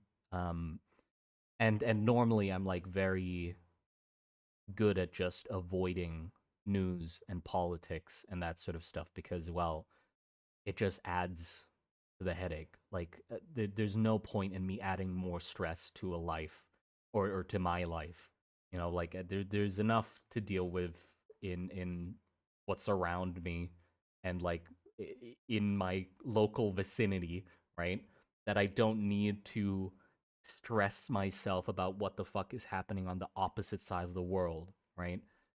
But the thing is, recently, it's been getting really hard to like not get swooped in to the mess. Cuz well no, like it's there's more happening. Like more shit happening. Um so or more war, I guess. So it's getting harder and harder to avoid. And I did see some of those like uh um fixing my on life. I don't care about World War III. Well, yeah, I'm trying. I'm really trying not to focus on it, but like it'd be hard for me to say it's not getting me down because like holy shit, like anywhere I look, I'm getting exposed to the horrors of what the like. Okay, I don't know the thing. I don't know what the hell is happening, right? I'm not educated enough about it to actually know why the wars are happening or anything like that.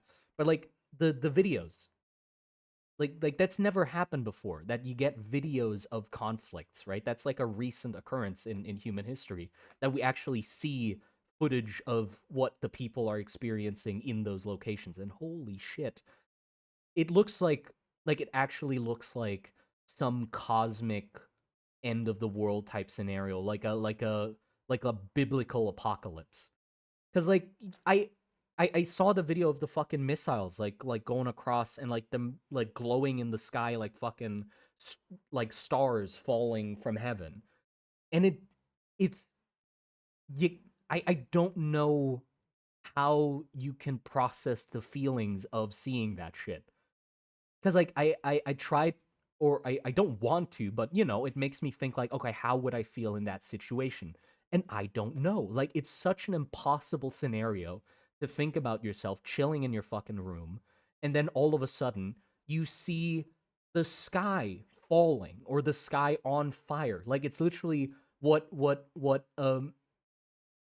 it's unexplainable, right? It's comically I know, it's like there's I can't perceive the magnitude of what the fuck is going on, right? Because that's not a war. You're like, oh, there's somebody shooting another person. No, there's fucking hellfire raining from the sky. Like I can't. It gives me headaches. Or the the more I see, the less enthusiastic I'm getting about my world building project. That's the main. The thing is, like, I started the world building project when I was still, you know, when there wasn't anything going. Well, there's always something going on, but when I was unaware of the things going on, right? So a war or a world that was based in like war and conflict and stuff was an interesting visual uh foundation to play off of, right? At that time, because I didn't know that there was so much war going on. But the more I'm learning about how much fucking war there's going on, I'm like, fuck, like, come on. Like, I'm getting less enthusiastic about the world because it's not novel anymore. There's so much of it. I don't have to explore that aesthetic because soon that's gonna be the aesthetic of the real fucking world. Like it's gonna be over soon, and we'll have giant drill saints digging down to the center of the earth to try and find Yorm. Yeah, you kind of get used to it. No, I can't. You can't, or I guess you can get desensitized to it, but like because I've been trying to avoid it so much, it still hits me. You know, like it still fucks me up kind of bad to see that stuff because I'm not, you know, I don't want to look at it. I don't want to hear about it. Okay, here's the worst part. I was really happy about going to Thailand. I'm really happy about being in Thailand because I'm so far away from all the bullshit, right? That was the main or like one of the main reasons I'm happy about being in Thailand at the moment is because I'm in such a rural non-conflict part of the world that I don't it's very easy for me to avoid that sort of stuff. But the thing is, one of the main catalysts for why I've been stressing more about like the war and all that shit is because one day, like a month ago or so, helicopters flew over my house. Helicopters, military helicopters. And, like I was doing good with like avoiding news. So I didn't have any stress in the world to worry about except for the price of chicken. And then helicopters flew over my house. And I started asking around and I asked my friends, what the fuck? Why were there helicopters over my house? And one of my friends said, yeah, they flew over my house too. And you know what? We're in a fucking war too. Or, well, we're not in a war. We're almost having a war as well. And the stupid thing is, it's not that far away from me. Because the fucking things flew over my head. Like, there's cities next to me. There are cities an hour away from me that are talking about evacuating for safety. And I'm like, wait, what's going on? So apparently, there's a fucking border conflict between us and I think it's Cambodia. I don't know what, like, this is how uneducated I am. I think it's Cambodia. Get me wrong, but it was like a back and forth for a while. It's like that sort of heated. Oh, the line goes here. Oh, the line goes there. Shoot each other, kill a few of each other, and then like grr, shake our fists at each other, and then high tensions and stuff. But it's gotten bad enough that they're sending helicopters over there and like reinforcing the border and not letting Cambodians come in. Or by the way, take this with a grain of salt. Again, I don't know if it's Cambodia. I think it is. I think it is. I'm not 100% sure though. I heard about that. It's Cambodia. Oh, okay. Then it is. Yeah. So we shoot each other, bang bang, whatever. But the tensions are rising to the point where they're sending more over, and there's been posts on social media urging urging people to join the military to help aid with it, and also talking about like, oh, it's your duty to join whatever the fuck, blah blah blah, in case shit happens. Are you in Thailand? Yes, I am. And so that made me concerned. Like that's the main catalyst of how it got me concerned, because I was like, oh fuck. Like even here, like come on, man. Like I came here to avoid this bullshit, and you're telling me the conflict, like we're having a fucking scuffle too, and it's about to boil over as well. Like fuck, man. Like come on, anywhere? Is there anywhere that doesn't have issues? Like I just want to get I just want to be anywhere where I can just draw. Like I'm not a fucking okay, here's the thing. I'm I'm the backup army. The so in Thailand there's a few ways to get into the military, right? We don't have like forced conscription where you have to serve the military for an amount of time. We don't have that, but we have something similar. Here's the thing. If you don't do anything, at 22 years old or whenever, you get forced to do a draft, some sort of draft. And what they do is they get everybody who's that age to a location, and they have you pull pieces of paper out of a box, out of a blind box. And if you pull a black piece of paper, you go to the military for 2 years. If you pull a red piece of paper, you don't go to the military at all, and you don't have anything to do with them. So it's like a lottery forced conscription, right? Here's the choice you have. But you can choose to sign up to the military and not do the pulling. That means you only have to be a part of the military for 6 months, I think, or maybe a year. And then you're done, right? So you either do the risk of 2 years or nothing, or you guarantee it and only do 6 months or a year. I don't know. And then you're fine, right? What's that? Yeah, I don't know. But here's the thing. You can also do military training when you're in high school. You can do 3 years of military training in high school. And that means if you do that training, you don't have to do the card pulling at all. You don't have to do the signing up at all, right? So none of that. And so what I did was I did the high school military training because that's like don't think like, oh, 3 years of military. No, it's literally just like Boy Scouts. It's just fucking Boy Scouts. Like for the last 3 years of high school, every week you would wear the fucking uniform and you'd run around and roll around in dirt like a fucking idiot, and then that'd be it. And then every year you would go, like, there'd be a camp at the school that lasts like 2 weeks, where you go every day for 2 weeks and they fucking, let you run and stand and turn around like an idiot. And then the second year of the training, you go to an actual like military camp to do training for 3 days, and then you come home. Uh, and then for the last year, like the third year, you go there for 5 days, and then you come back. And it's just boys. Like it's just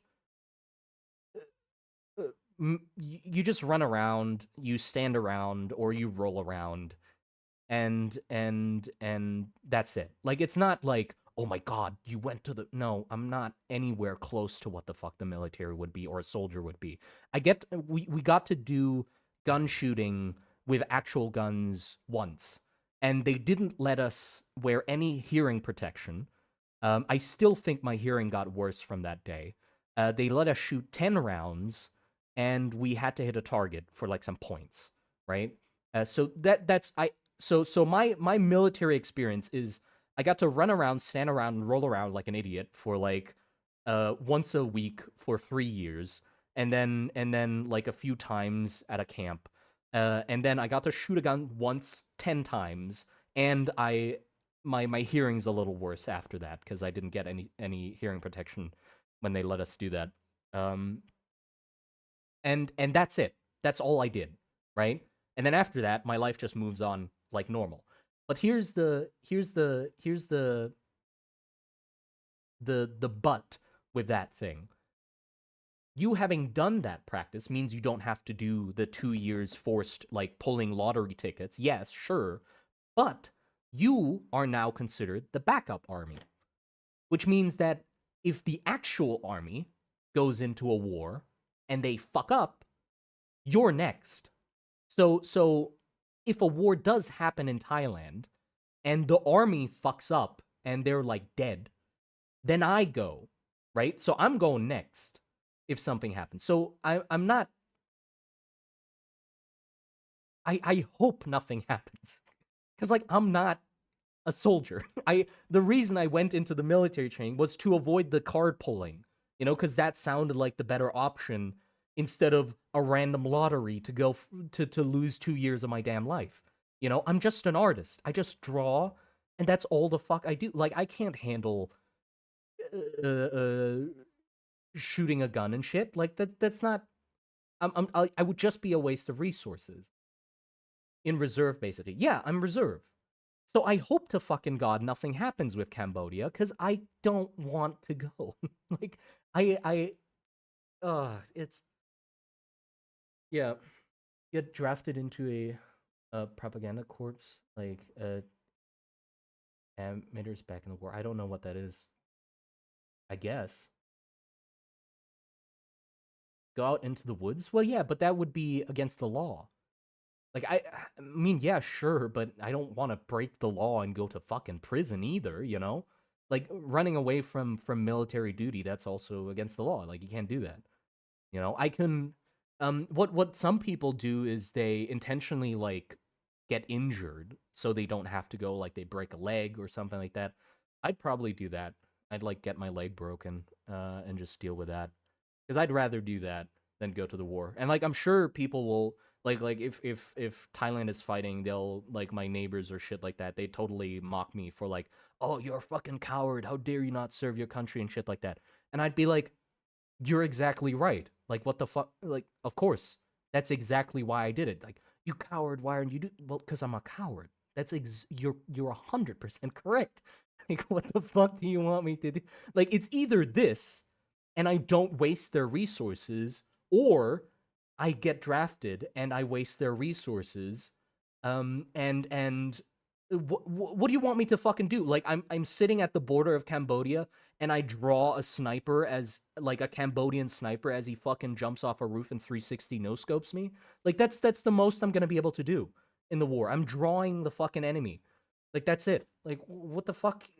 So of course I'm a coward. Like yeah, just let me be at home, please. Except humanity is built in blood. I know. Like yeah, of course. Like we need the army and we need people to sacrifice their lives to do that shit. I'm just saying I wouldn't be a worthy sacrifice. Like I'm not. You'd just be wasting shit if you sent me there. So just leave me here, and let me cry myself to sleep or whatever for being a wuss.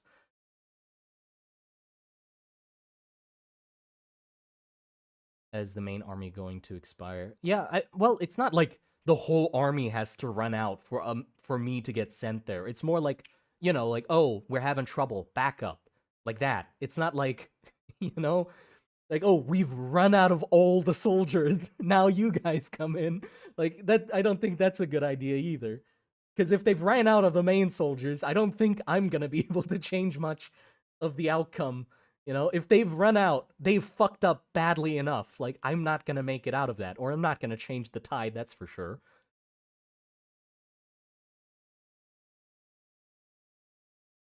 Nothing's wrong with being a wuss. Yeah, I totally embrace it. Like fuck it, I'm not dealing with that shit at all. Like my whole life's uh been based around trying to avoid it as much as possible. You understand why it's like that, but you want no part in it. Well, yeah, exactly. Well, I'm giving them like if if they do come to me, I will give them a like a very clear reason why it wouldn't be worth it, and I hope that's enough to convince them. Like I would literally be like, well, if you take me, it's not worth it. Like literally, if you give me a gun, I will shoot my. No, no, no. But like, I won't shoot it. I won't do anything. Like it's just a waste. And I guess they'll just throw me in prison for that because I think that's also against the law to just refuse the service. So I would have, yeah. I guess breaking my leg. That's the best outcome. Leg breaking. There you go.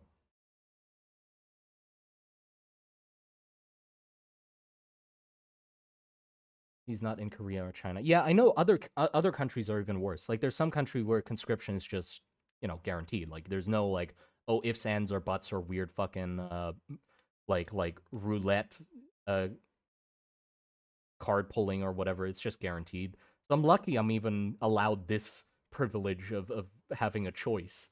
You know,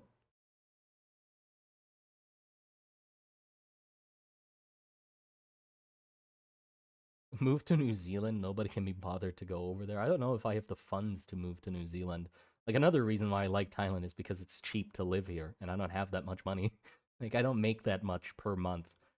So it's nice to be here, so I can live off of like a very casual amount of money.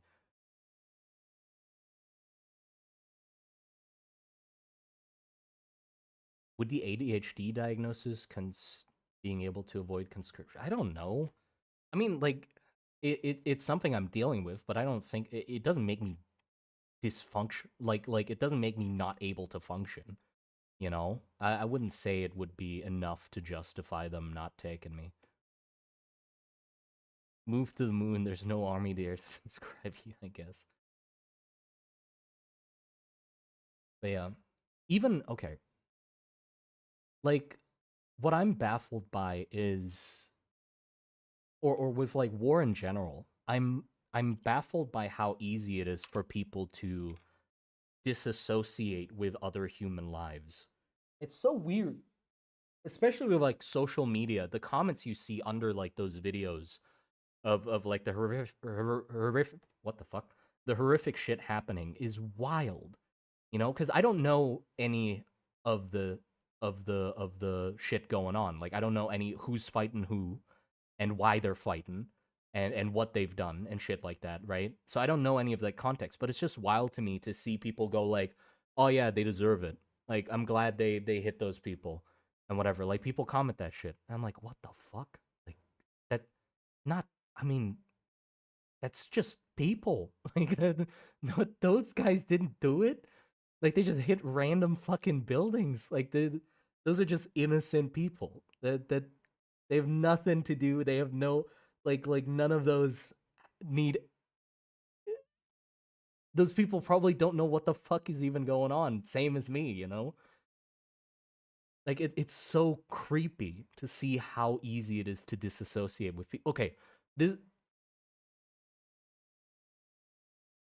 another thing that helped me like realize this, I guess, was also the Thai conflict because it's fucked up here as well. Like it's not like, oh, those guys, like, no, we're fucked up too. Like Thai people are fucked up.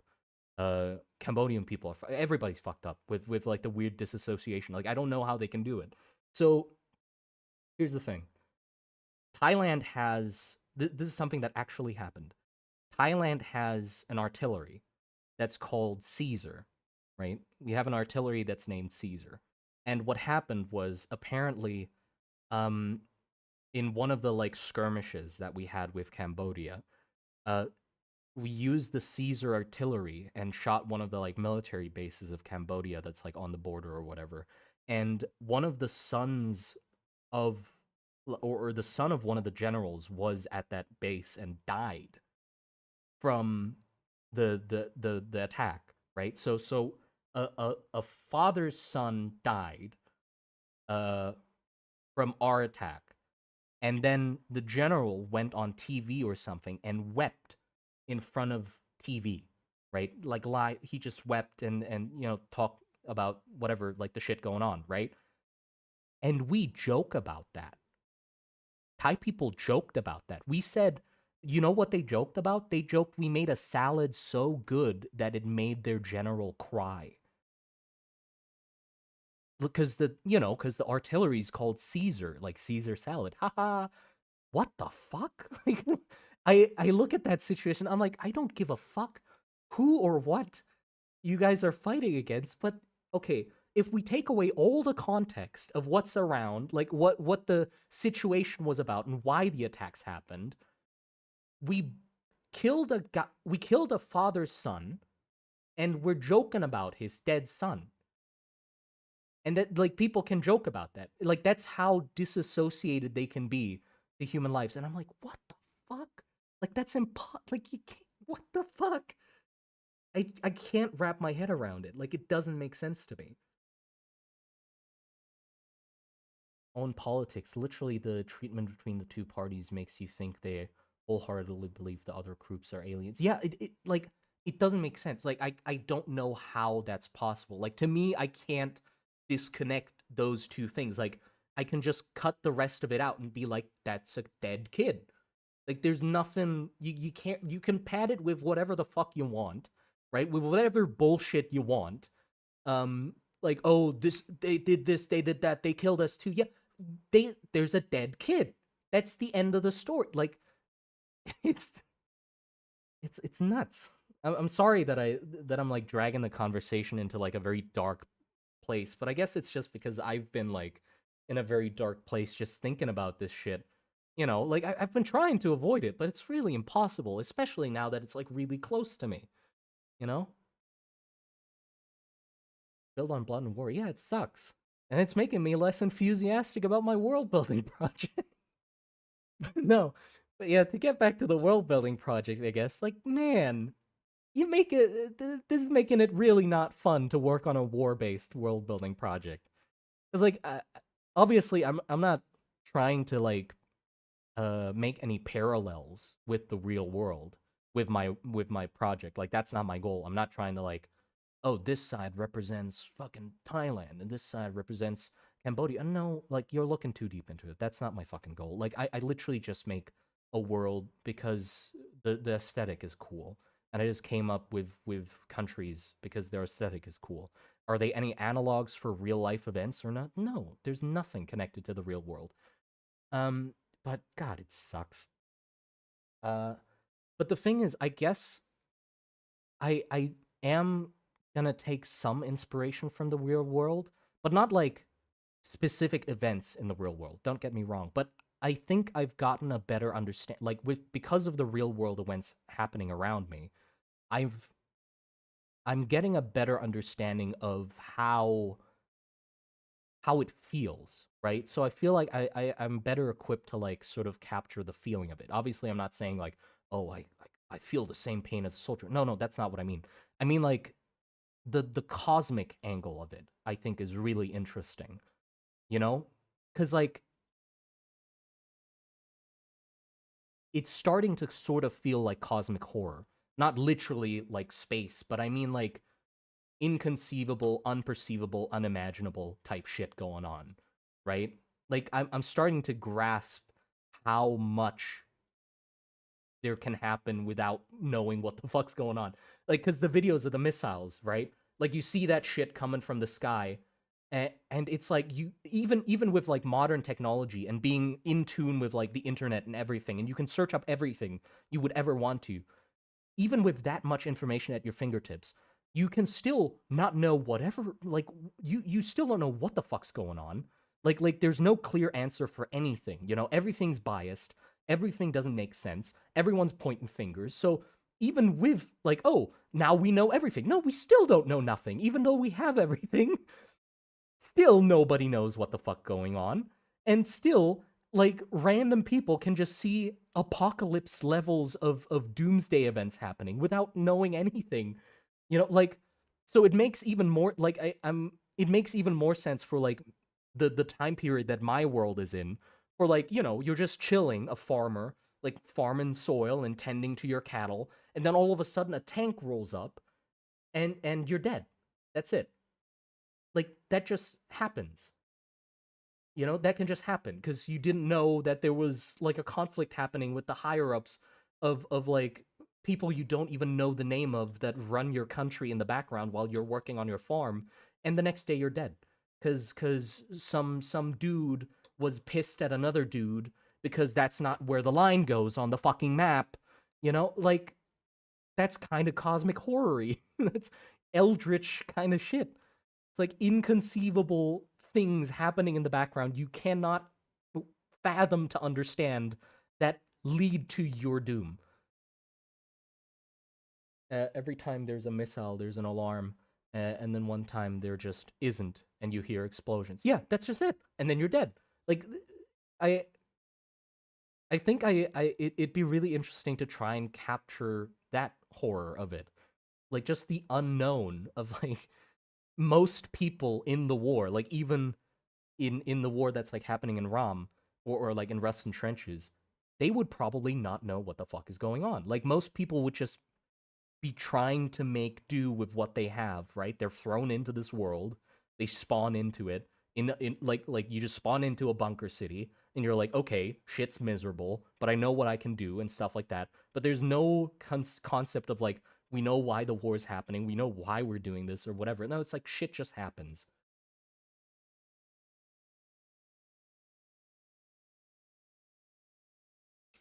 Yeah, if crawling bishop comes rolling over my farm, I'm suing.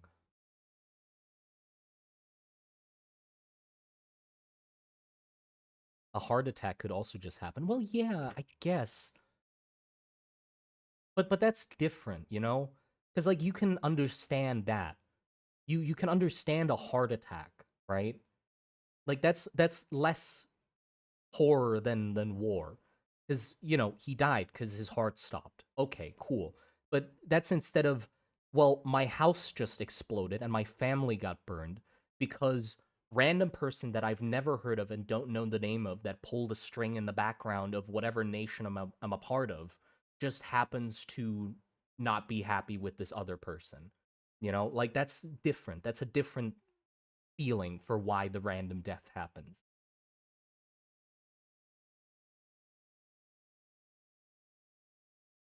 Is so relatable. Well, yeah. Anyway, yeah, the heart attack has a clear reason. I I still don't know why any of the wars happening. Well, that's not like that's not the right way to word it. I'm not trying to say it like, why are we fighting, guys? Everyone just be peaceful. Well, no, that's impossible. Right? That's not what I'm saying. I mean like even if I think even if I dedicated like years of trying to understand every facet of why conflict the conflict or like a given specific war happened. It'd be still impossible for me to figure out why the fuck something happened, right? Because there's just so many shits like or so much shit just happening on top of each other. Black Death when people didn't know what germs were. Yeah, I guess that makes more sense. Like the Black Death would make more sense. I don't know why, but this reminds me of how a cult took over a town and the leaders were caged and hung at Munster Cathedral. I've never heard of that. Rom would know why the war is happening. Varus wouldn't. Well, no. Here's the thing. I'm writing a video about how the history of the war. I have the script done for it. This is why I'm drawing these like drawings for that video. But I drew it or I wrote the script from an interesting perspective. I think it is a recorded speech that is distributed amongst the bunker cities. That was recorded by one of the speakers of Centrism Church. So the speech is disgustingly biased and disgustingly not inaccurate, but there is no proof of anything. It is just hearsay upon hearsay.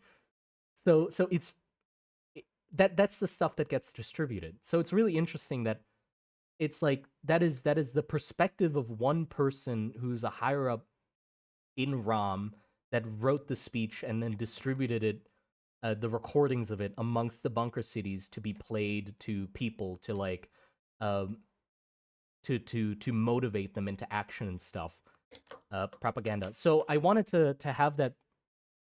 Yeah, so and then I was gonna make another video that's from the perspective of Varus.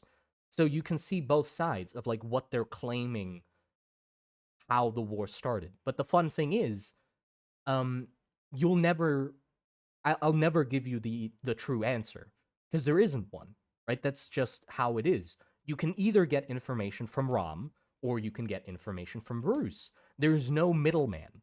There's nobody who has listened to both sides and made up like a proper conclusion of what exactly happened and who's in the right and who's in the wrong. There's both are biased as hell, right? And you just have to sort of take everything with a grain of salt to be like, well, both of them agree that this event happened, so we can say that this event did happen, but we can't say who started it because both sides say the other did, you know?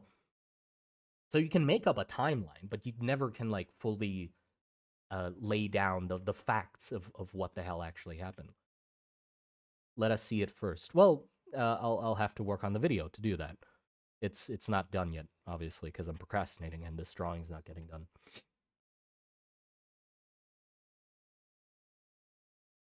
Oh, there was a middleman, but he's already dead. Lore intensified. Holy shit.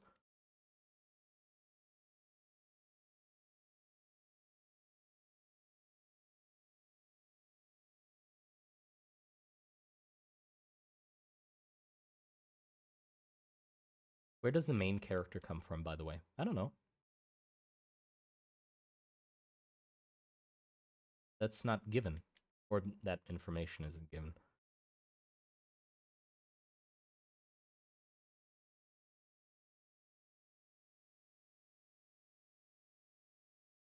And he's not really the main character. It's just that um, he's like the mouthpiece that we hear most of the stories from, because he goes around and collects information about different things, pretty much.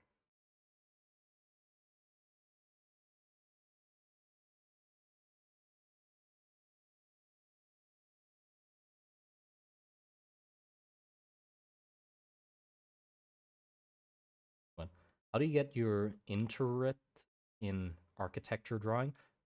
I'm shit at architecture. What do you mean? I'm absolutely terrible at architecture. That's like my weakest thing. Like that's what I'm the worst at. I just look at buildings and I pick what I like and just cobble it together. That's how I do it. And I'm still bad at it. Like I can't match the absolutely awe-inspiring structures that I take inspiration from. Mines are still just very poor copies of them. So I'm bad at architecture. I can barely like draw this shit. Um, which is why it's taking me so long. Besides me just babbling and rambling on and having an existential crisis about war, it's just that also I'm very bad at it, so I'm like having a hard time figuring out where to actually continue working on it. But yeah, like this is just I think of Rom more as a character. Like Rom has a personality, right? Their buildings would have they would have an aesthetic goal and then also a functional goal for why they're built the way they are. So I know that ROM is very um, much more functional based, and they embrace the roughness and sort of crudeness of things, and they aren't really worried too much about the facade of something. So it makes sense that their buildings are big, bulky things that are crude. Also, they like sturdy and heavy structures as well. So it makes sense that the buildings I would want to take inspiration from would need to look big, bulky, square, or like large shapes with like smaller decorations on them. And then also like exposed pipe work and industrial looking like scaffolding and stuff like that. And then also like they would decorate it to a certain degree, but the motivation behind how they decorate it is completely different from Varus's, right? Varus's decorations are there to embellish and hide the true nature of something, right? They try to make something look better than it is. So when it comes to like Varusian factories, they look nice, but Rom factories look, you don't want, I don't want to say ugly, but they look like this. They look heavy, industrial, because their goal isn't to hide that industrial nature. They embrace it. And what they do with their decorations instead is they elevate their own ego with it, let's say. Like they aggrandize themselves with their decorations. So they love to draw like large, or they love to decorate it with like large statues of soldiers holding up the foundations of bunker cities, or large boar heads, or the people, like holding up a pillar or something like that. Like shit that makes themselves look like we're the underdog, we're fighting for us and this is our righteous shit, like that. Like that's why yeah, they are brutal. Yeah, yeah, sort of brutal. But I don't want to go like into brutalism fully, where it's just like big, like still very. I do still want like this sort of stuff. This, and also a large emphasis on doors. Um, the reason why doors are emphasized is just because they're in a giant hole. Like their city is just a giant hole. Most buildings would only have like their door exposed, right? Because they're like backed up against other buildings and walls and stuff like that. So the main way you can express like detail in buildings is mostly just the door, because that's all that shows. So doors are very like elaborate and decorated and stuff, and they normally have like the saints and stuff. So it's their decorations are very focused around their beliefs, their core tenets and shit like that. Just strengthening their communal aspect and stuff like that. More about tradition, and Rama's more about style and culture. Um, Varus is very vanity based. They're very big about tradition, and very big about um being the greatest. No doubt they have been the greatest. Like they've been a giant powerhouse in the world, like in all aspects, trade, magic, and shit like that. Military might, like they're incredible. So they're sort of full of themselves, and they have incredibly deep culture and a very varied yeah, they have a very varied and interesting and deep rooted culture that they like try to uphold. Trueness of the buildings. The door, an awesome detail. Yeah, they try and embrace the trueness of buildings. I mean, it it also shows sort of how Ram believes in things. Like Another thing that Ram believes is like Yorm is like the god of magic, right? But they Yorm is also the father of all the other gods, which in turn sort of means that Yorm created everything, right? He created the earth, he created the land, minerals, whatever, the plants, the trees, animals, and stuff like that. Um, so to them, the embracing of a thing's nature and how it just looks the way it does is sort of a way of respecting that thing and respecting the gifts that Yorm gave to the world, kind of, right? And for them, like the Varusian way of like decorating things and making things look nicer than they actually are is kind of rude. Because if you think about it, it's like, well, if I believe God made it this way, why would I want to make it look any different? Like if I make it any prettier, then that's me basically saying like, well, I can make it look better than God made it look, you know? So to Ram, it's like they embrace the materialistic nature of things. Like in their patterns, sometimes they would also like illustrate like animals or flowers or stuff like that for more elegant things because that's also like a way for them to worship the world and what it has and stuff by just depicting it the way it is.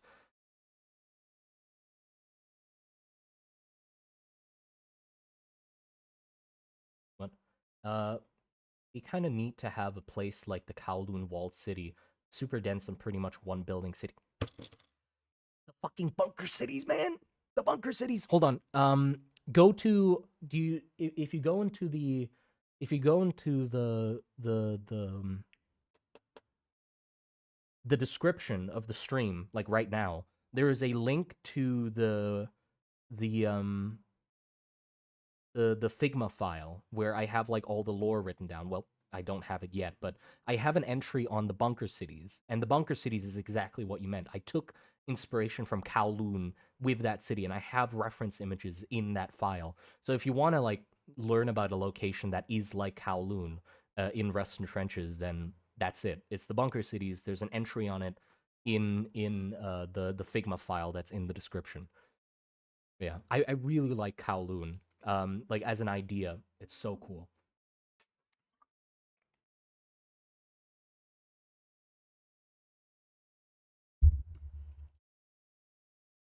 Ironically, this literally Polish cities. Oh, what is the attitude towards women in Ram and Varus? Do they have the same rights? Do they not do? Do they believe women are more likely to become witches? Witches in the world are not gender based. Men are as likely to become witches as women. But when it comes to like how women are treated in Ram and Varus, I didn't see like a narrative reason to have them be treated any like poorly, you know? Like they're just treated like people. Like I see them mostly as or they're mostly equal to men in like all factors. Like they can work the same jobs. They have the same like rights and shit like that. The only thing that they're barred from mostly is like the war. So like women wouldn't be sent in to fight in the trenches and stuff like that because well they would be manning the factories and stuff like that. Because if they get sent to them, there'd be nothing left.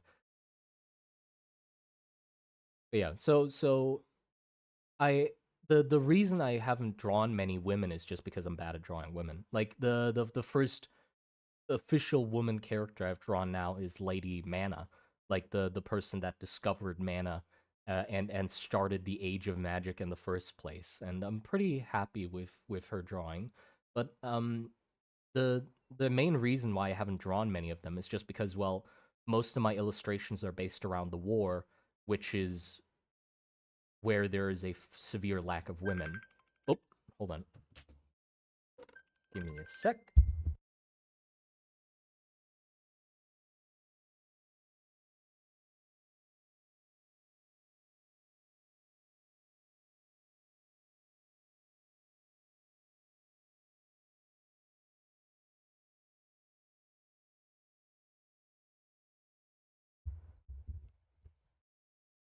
But yeah, I'm back.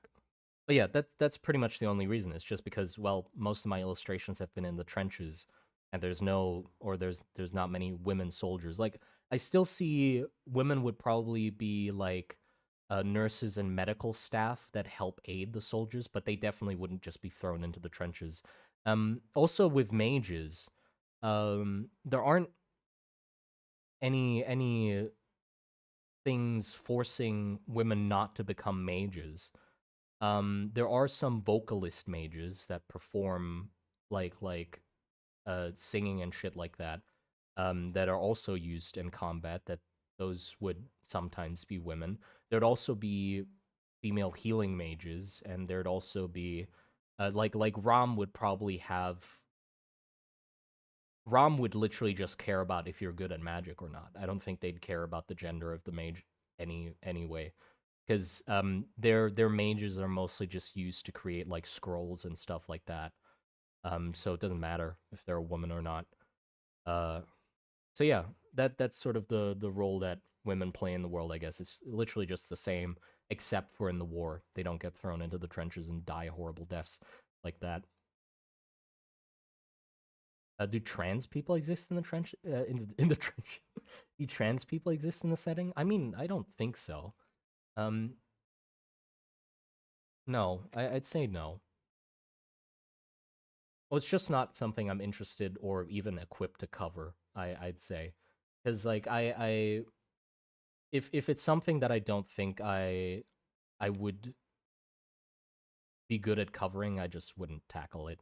You know, I'm mostly just interested about like the design of cool machinery and big robots and fucking like cool mutated monster soldiers and shit. So like that sort of or if trans people exist in the world or not doesn't really concern me.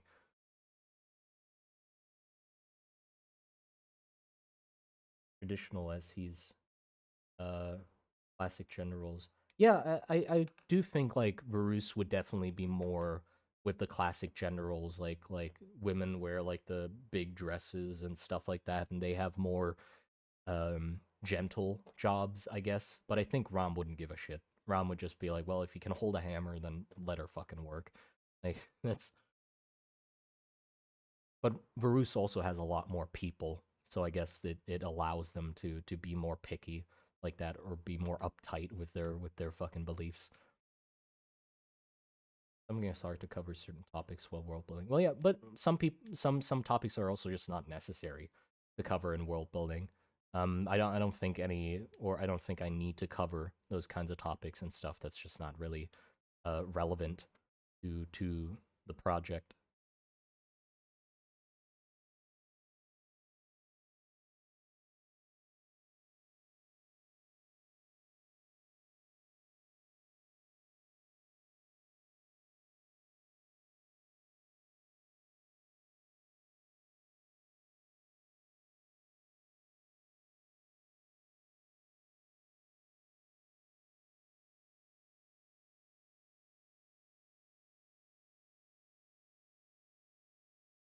You know about the Night Witches? No, never heard of them.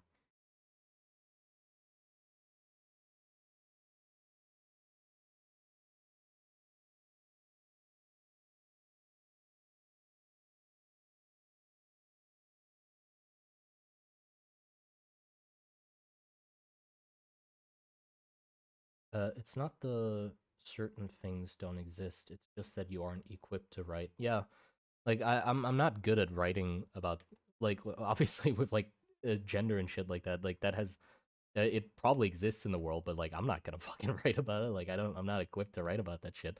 I don't have the experience. I don't have the knowledge. I'm not, you know. So yeah,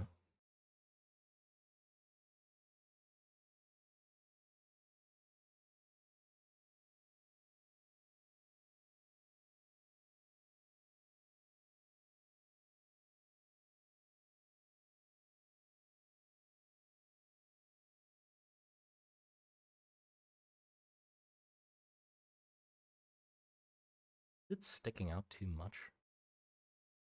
Night witches are cool.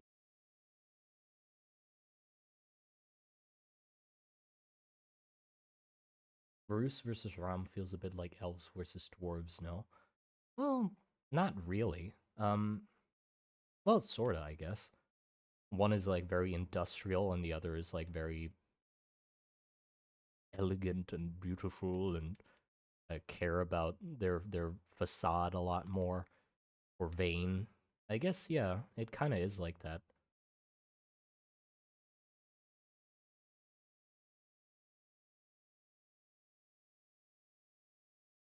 God, the perspective of this is a nightmare.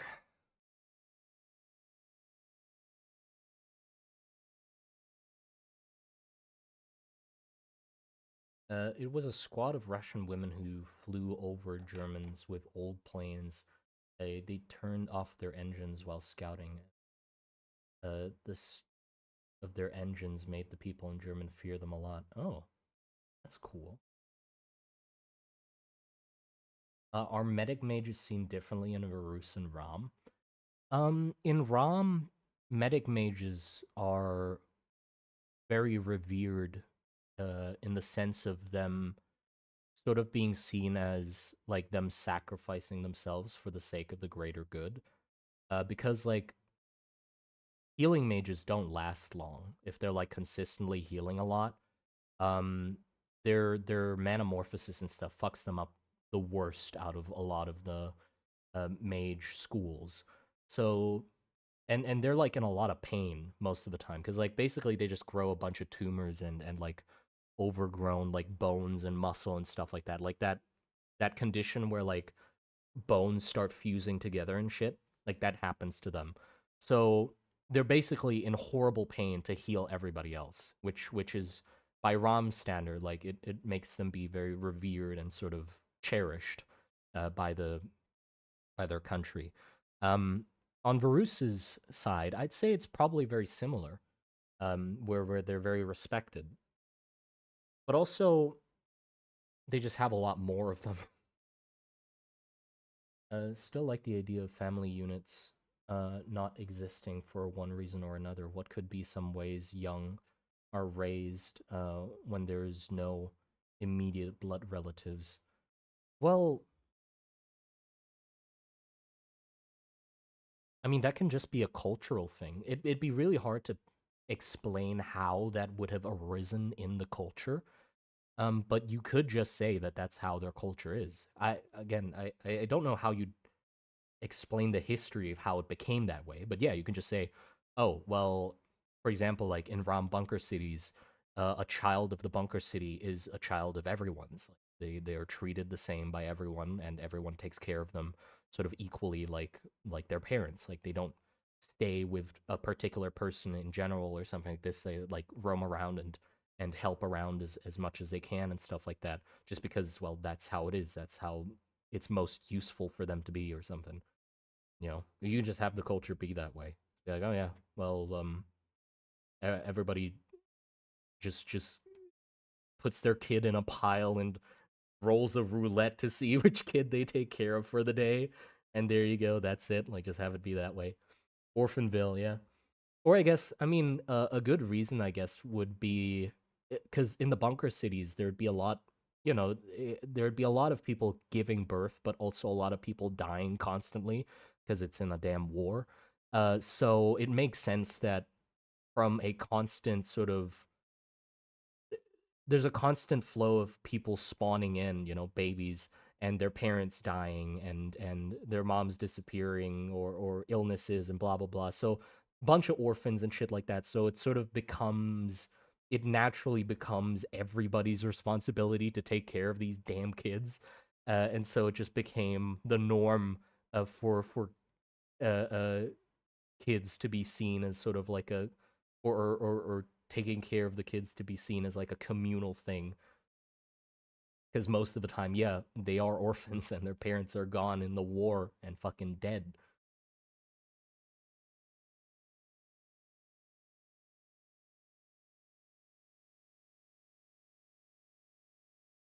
uh it's the children would be raised in children's homes and was separated very early from their parents. Oh, interesting. Yeah, something like that. Also, yeah, I think that would actually be something really neat for the bunker cities. I might add that in.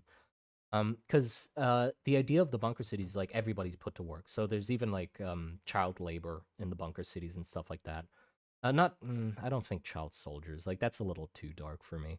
But like child labor for sure. Because the bunker cities, it makes sense. Because the bunker cities are really tight and cramped, sort of like Kowloon, right? So there's a lot of places that are hard to get to and hard to maneuver from one place to another. So kids would sort of be utilized as to transport information from one place to another. They're sort of like the scouts. Like they very early on uh like do favors for people, like sending letters from one part of the bunker city to the other, and they get to learn the layout and also do shit here and there. So they sort of get accustomed to how it is in the bunker cities, and so it's easier for them to choose what the fuck they will do when they grow up because they're accustomed to the layout of the bunker city.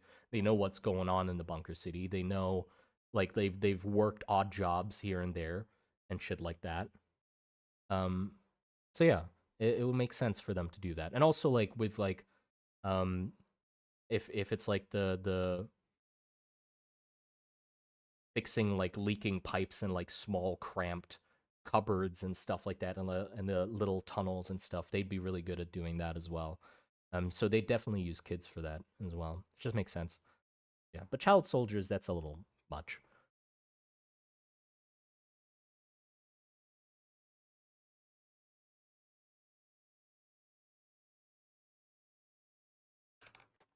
Colas. Oh, thank you for the $5, by the way. Me. Colas could no longer do natural reproduction, being born in a vat. Uh, Means the mentality of family units dissolved a couple of generations into the new age. Yeah, but what came to like how do people get or how do like people that get born from the vats get treated? Or how do they get taught stuff? Like who are they? Do they just like wander around or something? Like who takes care of them and stuff? Do they wait? When they're born from the vats, are they like kids? Uh, like babies from vats, or like already like fully formed adults? Cloned. Oh, okay. Men sterile in most of the world. Colas had tech and try saving the civil birth people. Okay, okay. Thank you for the additional $5. Thank you a lot, man. Because everything is cramped in the bunker cities and minimal resources, and kids are shown to be scouts, would thieves and thief guilds be popular? Oh yeah, I mean, the thing is, like, crime and stuff like that would be rampant in bunker cities. I mean, desperation does a lot of things to people, and one of those things is there's going to be a bunch of crime. Like, obviously, because it's a bunker city, like it's a military structure. Um, First and foremost, there is a bunch of enforcers and stuff like that that tries to keep things in checks, and there's a bunch of system that try to regulate and control crime and stuff like that. So like the ticket system for getting food rations and that sort of stuff, and work slips and that like everything is trying to be controlled. But the thing is, in such a cramped and maze-like thing, it is impossible, right? There's inevitably going to be some people that take advantage of other people out of desperation or just out of being cruel and shit like that. So yeah, they would 100% have thieves, 100% have crime, um, that sort of stuff. What is your favorite movie? Ooh, hard to say, actually. I've been really enjoying some I've been really enjoying I just rewatched Jacob's Ladder a while ago, like a few days ago. I really liked Jacob's Ladder. Um cuz I watch it because it was the inspiration for Silent Hill, obviously. And you really see it in the movie. Like I really just enjoy the creepy visuals in it. It's really interesting. I also watched fucking uh The Thing is really cool as well. Like I can't get enough of the effects in that movie. Like the practical effects in The Thing. Like I have a really soft spot for movies that still have practical effects. which means I also really like Videodrome, which is a weird one. But the effects in that movie are fucking weird. They have flesh cassette tapes and breathing television sets. It's cool. What else?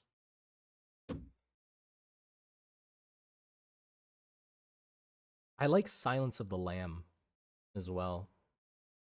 Uh, I have a lot of movies that I like. I can't really say that I like one movie in particular. I just enjoy movies. I should rewatch Django. I haven't rewatched, or I have just watched it once, and I really like that movie. Want to watch it again. Because the first time I watched Django, by the way, like I watched it with my friend, and uh, I think it's the first time we watched a Tarantino movie, and we were like, "Oh, it's like a movie." Like for some reason, it felt so much more like a movie than other movies we've watched. Like, oh, this is a movie. You know, that's the best I could explain it, I guess. I'd really enjoy watching that one again. You must like the thing then. Yeah, I just said. Oh yeah, and the meat gun. The meat gun is really cool. Do you read creepypastas? I used to. I used to read creepypastas. Or well, read is an exaggeration. I used to watch videos that read the creepypastas. My favorite one is actually my favorite creepypasta. I don't even know if you call it a creepypasta. I think it is still classified as a creepypasta. It's one of the it's one of the most early ones actually that started it all. It's called Ted the Cave or Ted the Caver or whatever it's called. Right? That one where it's like just the story of a guy who finds an opening in a cave and tries to like widen it to see what's on the other side, and then that happens. All that shenanigan happens. I think I like that one a lot. The Lighthouse, I enjoyed that one as well, but I don't think I'll watch it again. The Lighthouse, like it was an interesting first watch, but I don't think I'll watch it again. Like some movies I've enjoyed watching multiple times, but some others I'm like, yeah, that was really good, but I don't feel like watching it again. Yeah, Ted the Cave. I don't remember if it was Ted the Cave or Ted the Caver. Um, creepypastas are the reason a lot of us got into the grimdark aesthetic. I guess a lot of the things in the world are based off of my likes, and like Ted the Cave, that story, I still don't know if that's the right name. Um, that's one of the reasons I was so fascinated by cave diving. Cave diving as a whole is like creepy as hell. Like it is one of the most creepy claustrophobic settings you can find yourself in. And that story does a really good job at capturing that creepiness. But like I got into watching cave diving videos or caving videos. Cave diving is a different thing. Cave diving is underwater caves, but caving videos. Um, and there was a meme about it like not long ago, right? Where it's like, oh, I've crawled into Satan's ass crack. There's 1,000 spiders crawling on my scrotum or whatever. Like those kinds of memes. Uh, the I really enjoy watching those videos out of horrifying curiosity. It's like I can't. It's like watching a car crash. Because you watch it and you're like, God, I mean, it looks interesting, but like, holy shit, does it look uncomfortable? You just sort of look at it and go, ooh, I wouldn't want to be in that situation.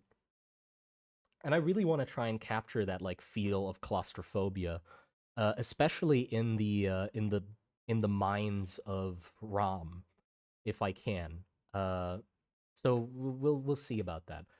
There's a few places that have that sort of feeling, or I want to try and capture that sort of feeling. One is like in the Kowloon-esque bunker cities as well. Like there's tunnels under that as well that I feel like would also be very claustrophobic. Then then then Also in the trenches there would also be underground bunkers and stuff like that that are flooded. Oh, like I really want to be able to capture the feel of a flooded underground tunnel. I think that would be horrifying. Like imagine I was always thinking about making this animatic of a group of soldiers running away from like a mage or something, like Rom soldiers running away from a mage in like a heavy storm.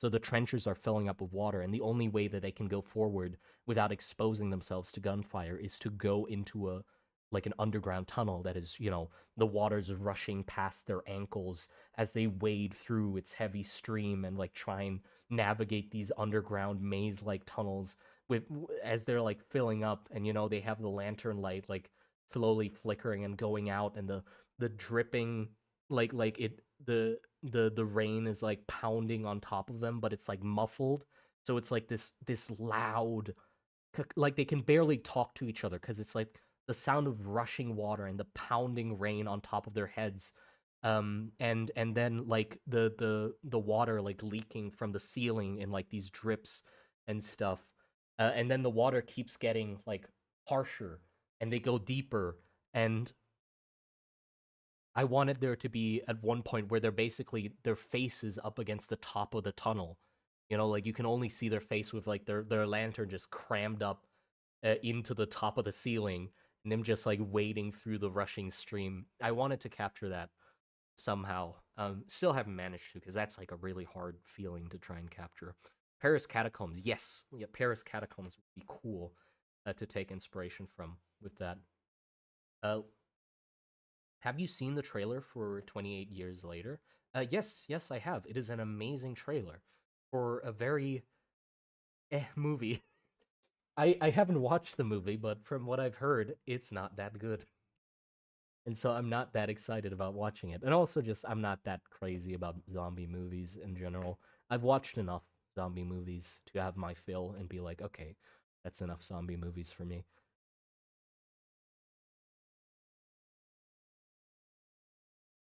But yeah, what I was thinking was like eventually the water would fill up, and they would basically like it would be a long quiet scene of just sounds of underwater muffled swimming, and then it would cut to a scene of outside the trench, like on the other side you see, or like a scene of a tunnel in like the heavy rain like this, and just like this hole with this concrete entrance into a tunnel, and the rain's pounding and the water just filled up to here, and it's quiet for like too long, uncomfortably long, and then all of a sudden you just hear a and the fucking like the silhouette of a soldier appears on the other side, and him just like coughing his fucking lungs out, emerging from the hole, having made it to the other side of the flooded tunnels, and him just like taking a minute on the edge of the water, just coughing his fucking lungs out. Like, holy fuck. And the rain's still pounding, and he looks around to see if the mage is still there or anything, but it seems like they've gotten away from it. And the rain is, heavy enough that, it's hard to see anything. But then it just lingers there for a bit. Like the soldier sits on the side of the water, and then he waits and waits, and his platoon isn't coming with him. It's just him. Like he's the only one who made it out of the tunnel. And so he like you see him go back in. So he jumps back into the water, disappears for an uncomfortably long amount of time, and then comes back out coughing again, and then goes back in again and comes out again, and then over and over again. And then at the end he just lays there and he's like, shit, hey, that's it, I guess. And that's just him. I think I wanted to do that, but I still haven't figured out a way to fully capture that.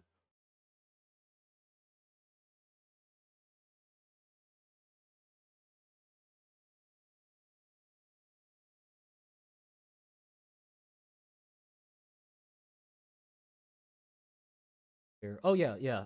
It's just that I don't have the knowledge to cover that, and also it's not really necessary for the setting. Like the setting is more focused on the war and just like cool aesthetics, and not really about like the politics or that sort of things that happen in the background as much. Um, so yeah, I'm just not equipped to cover those subjects, or not really interested in it either. Because I'm interested in cool robots and fucking soldiers and shit. One,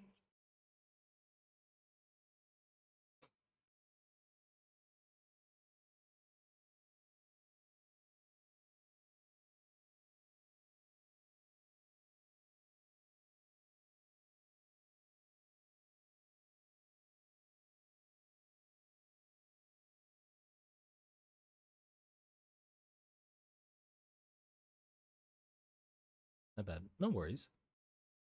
My English is ass. No worries.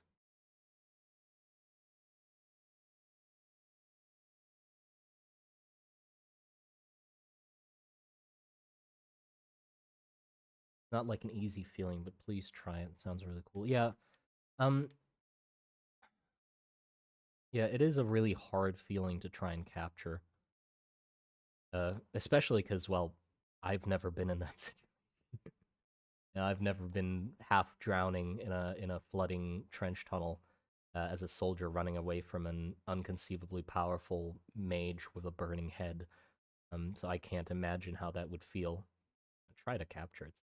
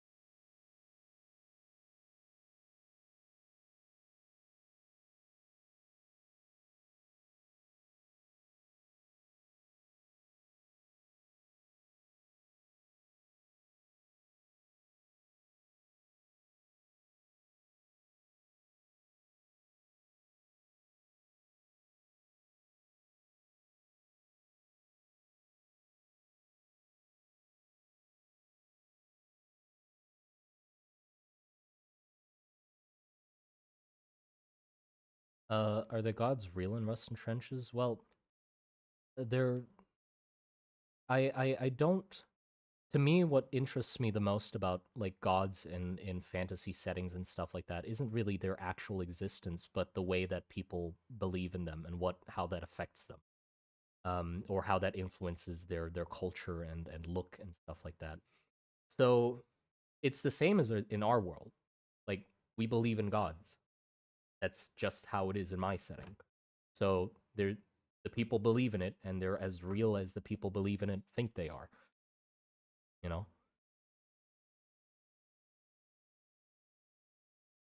I wish I had the creative ability to create all the ideas that I have. I love your ideas in fantasy work. Keep it up. Thank you, Haven. And I think you do. I mean, what's stopping you, man? You can do it. Oh, there's. I think it's better. Like, yeah, I. It's better to try expressing them, than to not at all.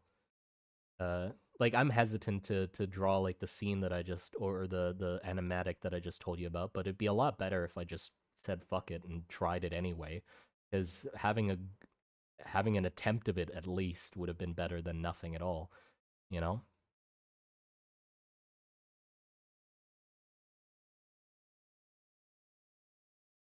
Yeah, and there's literally no consequences of doing it badly. Um, like if you fuck it up, then who cares? Like just do it again, uh, or try something else. Like that's just how easy it is.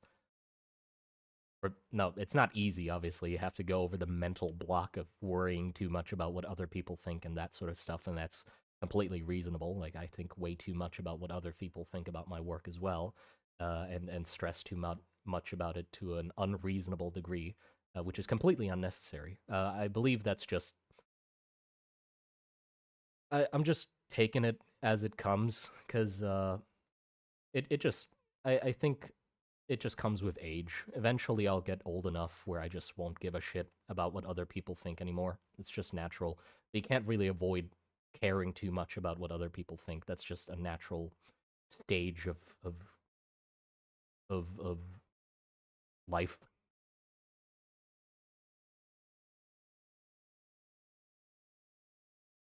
You know, like somebody asked me how they would be able to like do a video like talking about the lore of their world if they weren't an artist or like didn't have any artistic ability and stuff like that.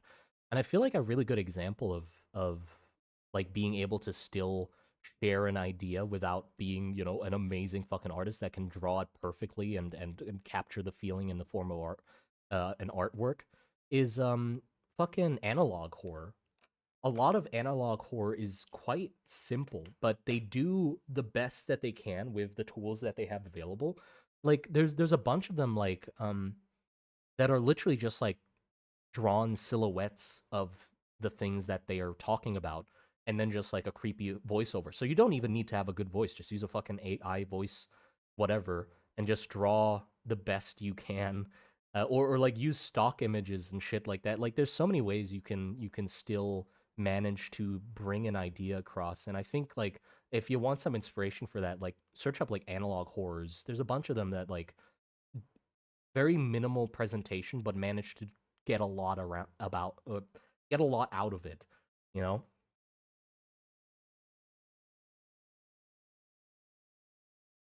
uh,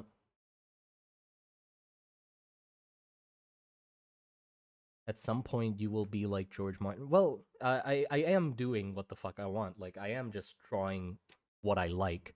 The world is a poor excuse of my own likes and interests veiled in lore. I'm already happy with what I'm doing. I'm not like forcing myself to cover this topic because it gets the clicks or it's the most mainstream interesting thing. No, I just like it.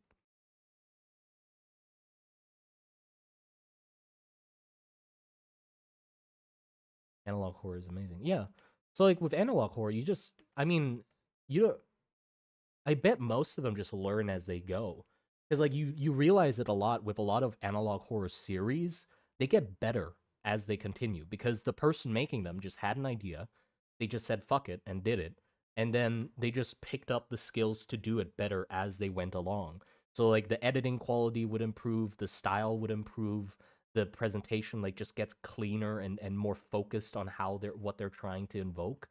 And I like that a lot because it's like two stories at once. You get the story of the analog horror that they're telling, of course, but then you get also like hints of how the person making it gets better at what they're doing by just seeing the quality of it improve slowly. Yeah. But you can tell a bunch of stories with just like bare minimum editing and just drawing silhouettes. Like silhouettes is enough. Like a bunch of analog horrors do a really good deal making things scary, but just drawing fucking stick figures. Like basically just stick figures, you know?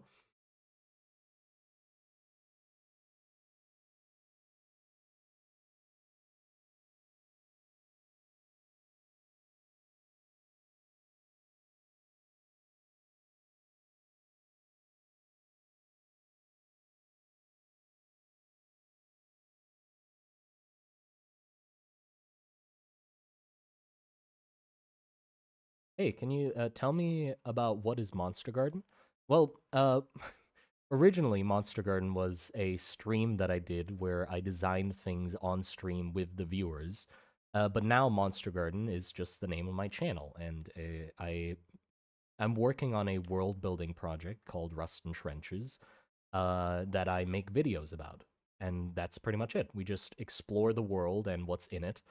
Um, and try to get cool designs out of it. The main purpose of it is to get cool designs out of it.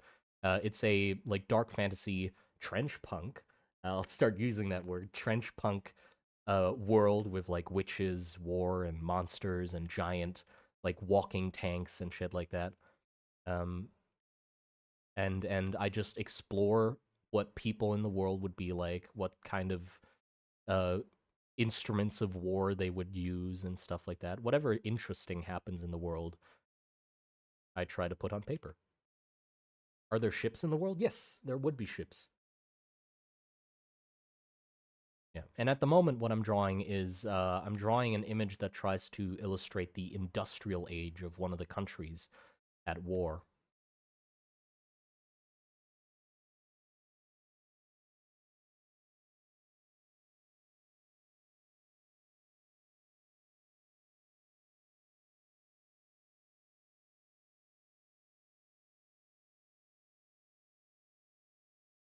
think I want to have some wagons next to this thing to give like scale of how big.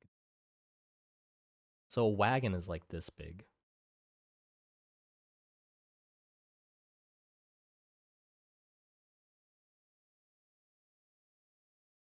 So it's huge. Big boy. Diesel punk? Oh, I'm liking trench punk actually. Somebody I forgot your name, sorry, but somebody said trench punk.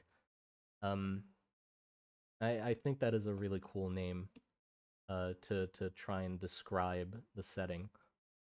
And also their setting. Right, it was oh fuck, I have his name. Hold on, I'm scrolling up. Meep Meep, yeah. I think Meep Meep said trench punk. Diesel punk doesn't really fit because, well, there's no diesel. Switching over to YouTube to join everybody else. Well, welcome, welcome. Is there any non-magical biomechanical stuff? I mean, how would you do that if it's not with magic? How would you make biomechanical stuff without the use of magic? Magic would just make it a lot easier. There is biomechanical like engineering with magic, like with the aid of magic, but none without it because that's just tedious. I guess you could do it, I guess, but it would be a lot slower. Like you can do a fucking all tomorrows and like evolve a creature into a utility, like into having a utility, a specific one, but that's like the extent of bioengineering you can do without like magic, isn't it? Mana punk. Yeah, I guess, but that doesn't really give like a clear perspective of the world. I think trench punk there's a clear enough image that comes into your head with trench punk, I think.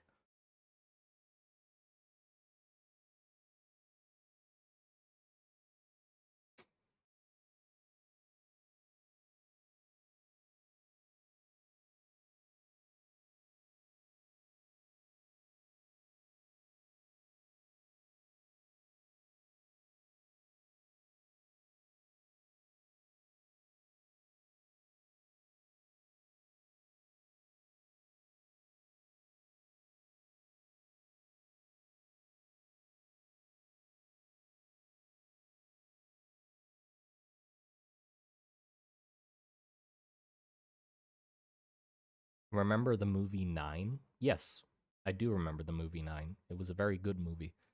I liked it a lot. Weird one too.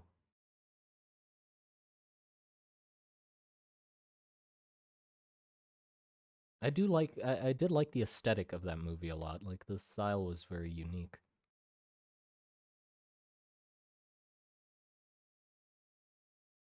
The wheels look so janky.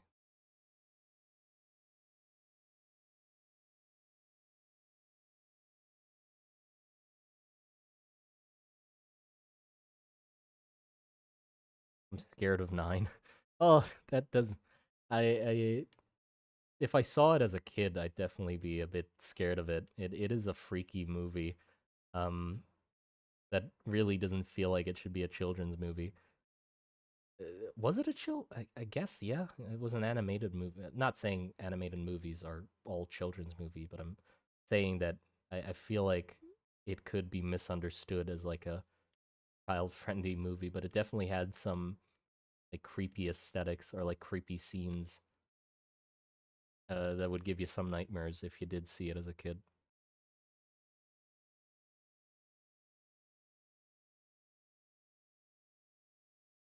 That kind, that's kind of what I would call trench punk. Yeah, I do think that would be called trench punk as well.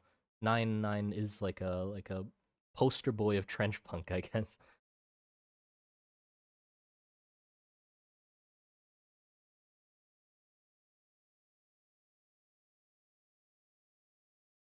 How big is this wheel? The person stands next to the ball. This guy's right next to this wheel. So that's like how tall they would. This is a big fucking thing.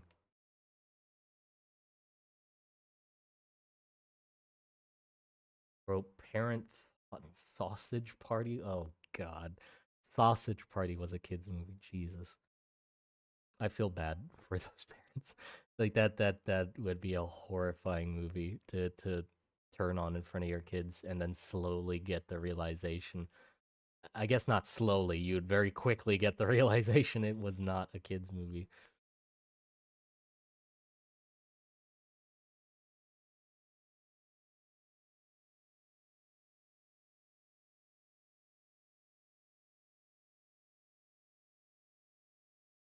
The perspective of this is probably fucked.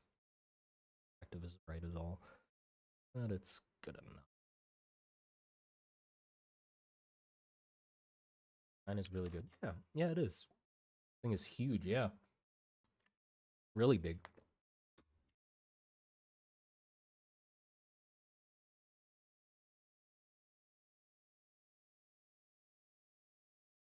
French punk as a word and how it would be defined. That would be a really interesting video.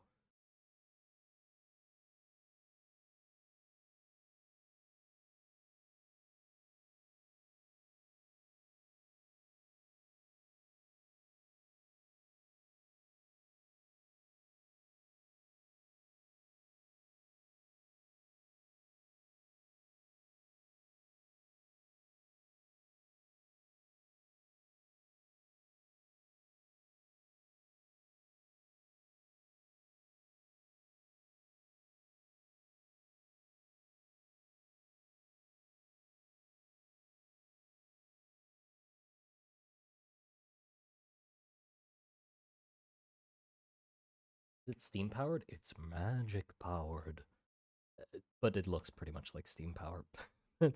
The aesthetic is very similar. It's magic, but it like this is what machinery powered by magic of that time that I'm trying to capture would look like. So they would still have like a big smokestack and like a boiler looking thing or like a fuel tank and a burner that burns that fuel and releases the mana. So it does have that sort of same look as steam powered things, you know, even though it's not powered by steam. The components look similar. I think it's sticking too far out from behind the trailer. Like it's gonna fall off. Though it does make it look very dimensional, you know, 3D.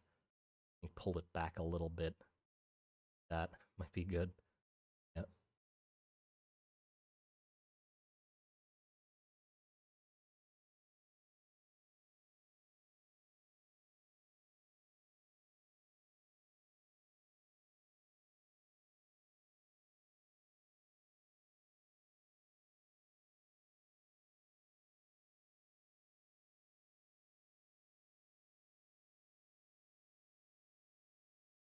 If you had magic rocks that heated up if they got near each other, you could have free steam power without a fuel requirement. True.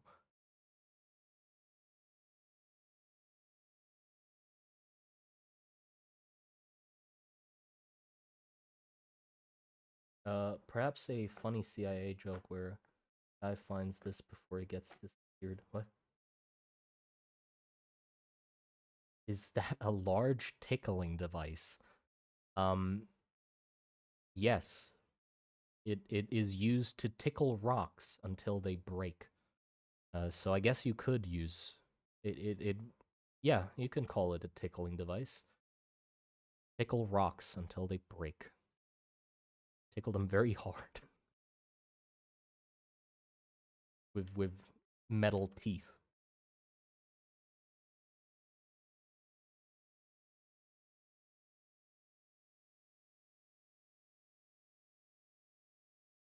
Does this hurt the rocks?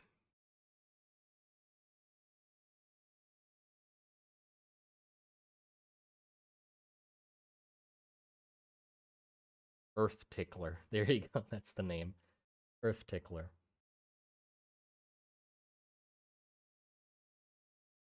And this factory in the background, really far away. I definitely need to make there's enough things between here and there that make how far away that. I gotta make this image bigger now. It's getting a little small. Why is it?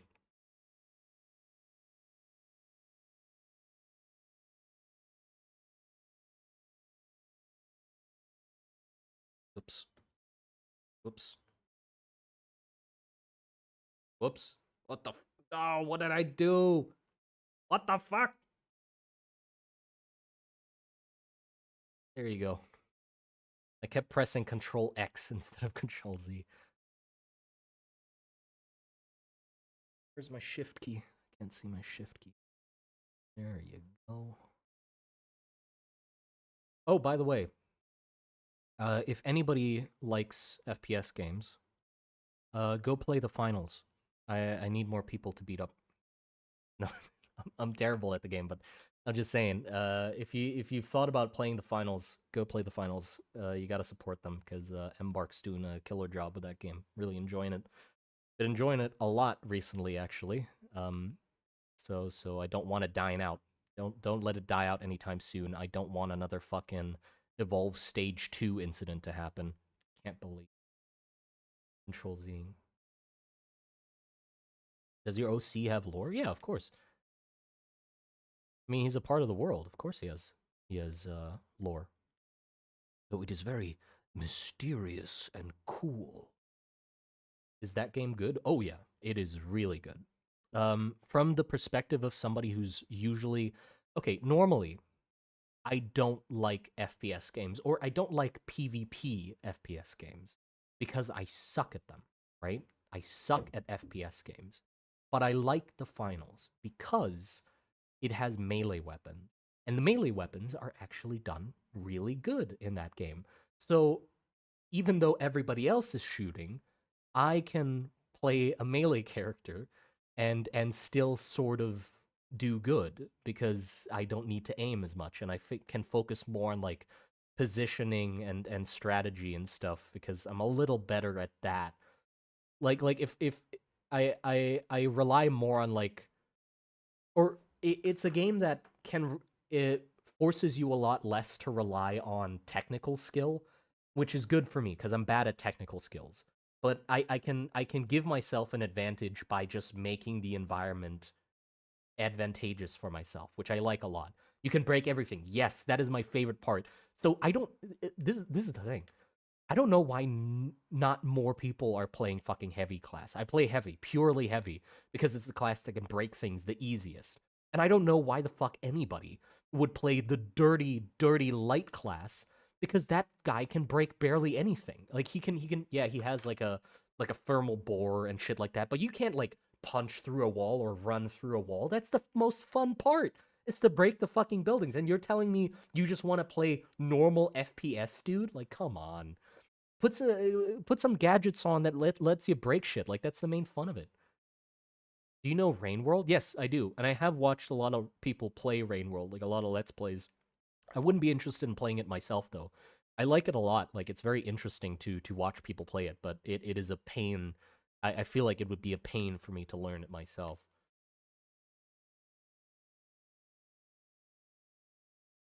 Also, it has the best skins ever. Yes. The only skin I actually saved up enough for it. Like I haven't paid any microtransactions for that game, but I have like played enough of it that I've saved up enough premium credits to buy the spoon skin for the for the sledgehammer. So it's beautiful. It's absolutely beautiful. The sledgehammer skin. That's just a big spoon. Yeah, please play that game. I'd love to play it on stream sometimes, but I still haven't figured out how the hell to set up like my stream properly to like handle faster FPSs. Because like it's fine with like drawing streams because nothing moves quickly, but like with FPSs, I still don't know how the fuck to set up the the the bit rate and whatever to not make it blurry and shit. It's some combination of convoluted whatever the fucks, but I can't figure it out. Still haven't figured it out.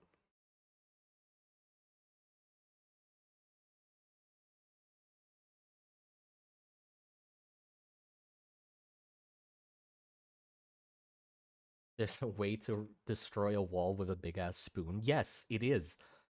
So the thing is, I'm bad at aiming, right? So I use the hammer. Um, which basically removes my need to aim. But the main downside of the hammer is obviously it's a fucking hammer, which means you have to run at people. So it's a lot more reliant on positioning and stuff. There's a winch claw, like there's a winch ability where you can basically like pull people towards you. But the thing is, they just nerfed the hammer. It pains me to say, but it was reasonable. I understand why, because the hammer was really strong. They nerfed it so that the threshold for killing somebody is just a little bit out of reach with the normal combos. So you can kill mediums like you did normally, but you can't kill light players like you used to, and you can't kill heavies like you used to. So you will lose against heavies, you will lose against lights if you're not smart about it. So you sort of have to rely on positioning to like get yourself in a place where you can get them first and then yank them towards you to kill them. Um, Unless they'll just be left with a tiny bit of health, and that's enough for them to kill you. Because normally, like, you have like one chance to get close to them, and if they dodge out of the way or something, they have enough time to just shoot you and kill you. So you have to get them the first time. Is it on PlayStation? I don't know. I don't know. What's the game even like? It's like a 2D platformer with a very big focus on environmental or enemies that react to the environment and act like creatures. So it has like an ecosystem with enemies and stuff like that that roam around and interact with each other in interesting ways. And it has a story, and you basically play as like a little otter thing, slug. They're called slug cats, I think. A little slug cat, and you just try to get around the map, not die to the environmental hazards and the creatures that all have like weird interactions and quirks and personalities, and then try to get further and survive and shit like that.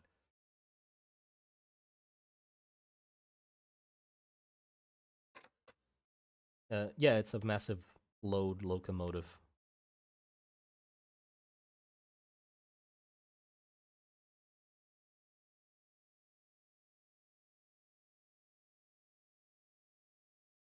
No, no, finals. Fine. Sorry, we're talking about two games at the same time. There's a game called Rain World, and then there's a game called The Finals, which is an FPS shooter where you fight against other teams to try and steal money, and the environment is fully destructible, and there's different classes and gadgets in that game that have really interesting interactions between each other and stuff. That's the game I'm fawning over.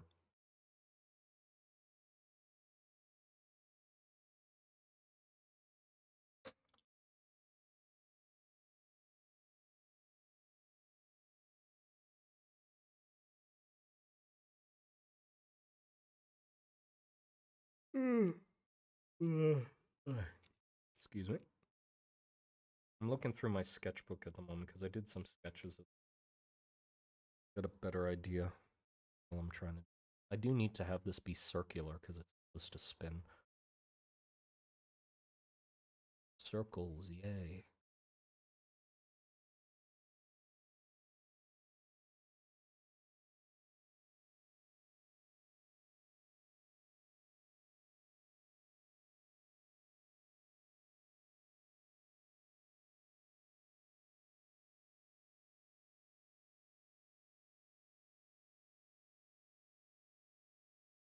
Oh yeah, but the tactic I'm really enjoying at the time. So okay, the thing with the hammer nerfs is that now it's almost impossible to play hammer with yourself.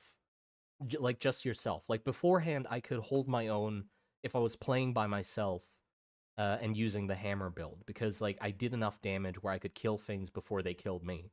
But now it's not enough. Like I can hook somebody in, hit them, and then they just move away from me and kill me. So, and I don't have anything else to like get them closer to me again, right? So I either have to get a second source of damage somehow, so like an RPG or grenade or something, or I have to damage them before hooking them in, uh, to kill them, or I have to hit them once, then get away somehow, and then hit them again a later time, but they have some time to heal between that. It's impossible to basically kill somebody on my own easily, compared to them just having to shoot me. So I've been really enjoying playing with my friends because we've figured out that, well, one heavy isn't good enough at killing anything, but three heavies is very much enough at killing things. Because the downside of the hammer is it does a bunch of damage, but it's close range and it leaves them with a tiny bit of health. And that tiny bit of health is what causes you all the damn trouble. So, what if you have another heavy that uses the flamethrower? And the flamethrower is a little longer range than the hammer, but the upside of it is it does a tiny bit of burn damage after you hit a target, even for like a second. If you hit them for like if the flame just passes over them, they take a dot damage for a certain amount of time, which perfectly adds up with the hammer. So if I hook somebody in, my friend's next to me, they just have to burn, like the flames just have to kiss their cheek, and I can do my combo, and the flame damage is enough to get that last bit of health that normally is causing me trouble to go away. Heavy weapons guy? Yeah, there's three classes in the finals. So basically you play as a medium, heavy, or small class, and each one of them has their different like gadgets and abilities. You guys sound toxic as fuck. The thing is, we're all mechanically terrible, so we have to play toxic to be able to win. So what we do is, so we know this. We know that we can't win at long range because we don't have any long range, like we're not enough long range capabilities. So what do? We force it to be close range. So all of us, like all three of us, take barricades. Barricades are basically like permanent walls that you can put up. They're like walls that are curved like this, and you put down two. Like you can put down two of them per person. And the thing is, you can break them, but the smaller classes, like the medium light class, don't have that many tools to break these things. And normally, they don't bring the tools to break these things because nobody else brings the fucking barricades, or not many bring the barricades. So what we do is, oh no, there's a big open room. All three of us just spam down 6 barricades all together and make it into a nightmare of a maze. So now we've forced a big room to become close quarters.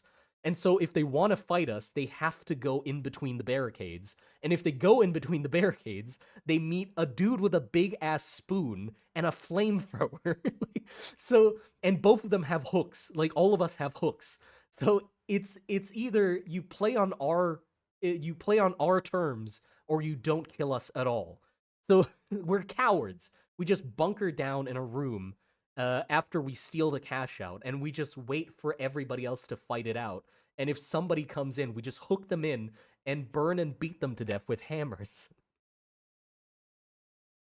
Are less talky than three small. All three smalls are fucking disgusting. I hate small players with the thing is, I think three heavies are more toxic, but three smalls feel more toxic. Like they feel so disgusting to play against because there are these little shits that just run and dash around everywhere. The most horrible combo that I found, by the way, I fought against a team of 3 lights, and all 3 of them had had stealth grenades, so they were all invisible, and they all 3 had dashes, so they were dashing around all over the place, and a nightmare to catch.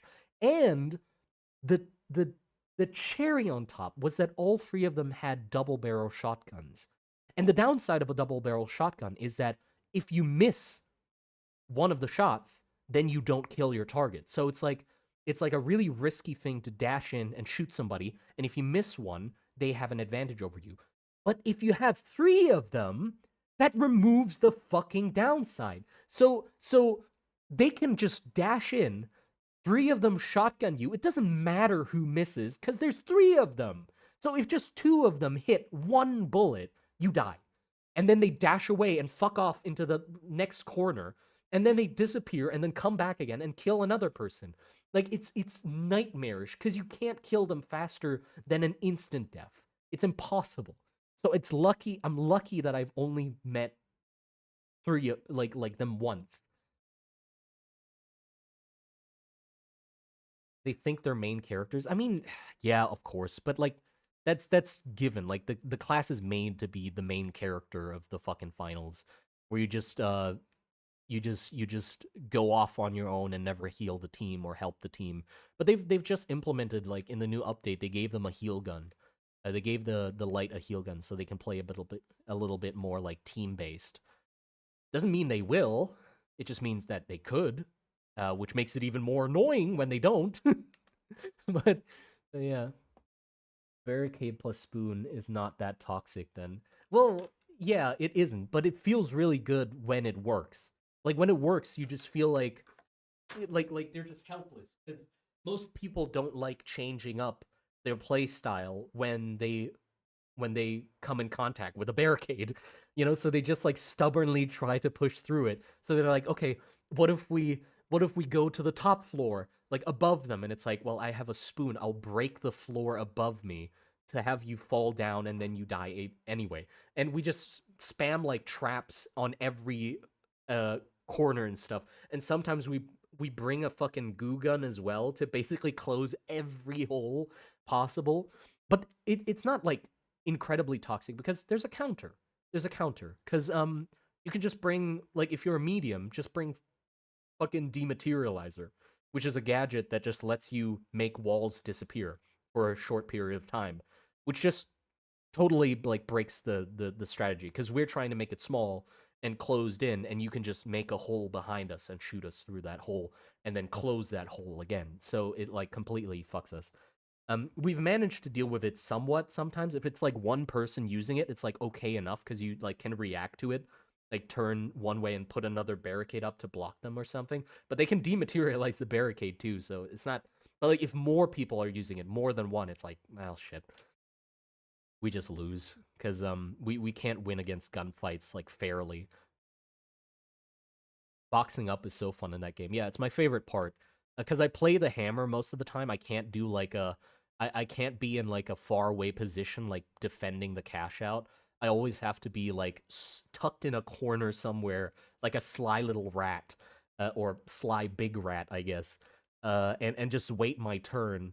As soon as they like steal it, I pop out and like hook the cash out towards me, or like drop it down to the next floor or something. It's so fun just being an annoying little shit. Annoying big shit.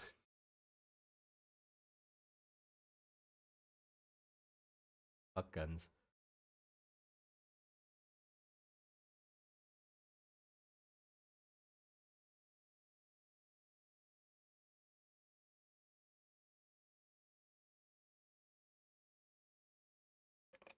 Spoon supremacy, indeed. But yeah, it's really hard, uh, though, because I used to run with the goo gun. There's a gadget called the goo gun, which was my favorite because it just opens up so many possibilities. Like it's the most creative, one of the most creative like gadgets in the game, where you just put down like balls of goo everywhere and you can use them as platforms, close up holes, or like stun enemies with it. You can goo somebody up and they'll get stuck in position for a short bit, which is normally how you use it as a heavy, is like you shoot goo at somebody, so they get stuck, and then you run at them uh, to close the distance. But God, it's so hard. Like the higher the higher rank we're getting, the harder it gets to use it because everybody is just so much better at maneuvering and getting out of sticky situations. So it's so hard, like especially lights, because you stick them and you run towards them, and they just dash out of it, and then you stick them again and they dash out of it. And before you get to catch up on them, they have comfortably enough time just to shoot you and kill you, and that's it. Like you have to be disgustingly accurate with the goo gun. The goo gun projectile is big, but the issue is you have to it has a travel time, and you have to consistently hit a small, quick moving target multiple times to close the distance to even get a chance to damage them, while they just have to shoot you. So it's like you have to be even better than the person you're fighting against to actually win a fight if you want to use it. And there are people that are better than who they're fighting against. And holy shit, like the Goo Gun compilations on YouTube are disgusting. Some of the things people are doing with the Goo Gun is disgusting to look at. But to try it yourself, like I tried it to like copy them, and it's like nah. It works sometimes, but now I'm like high enough rank where it's like nope, that it's not allowing me. They're not allowing me to do that anymore. You play chess? No. Too stupid for chess. And also, it doesn't have flashy visuals. I like flashing lights, and that doesn't have flashing lights.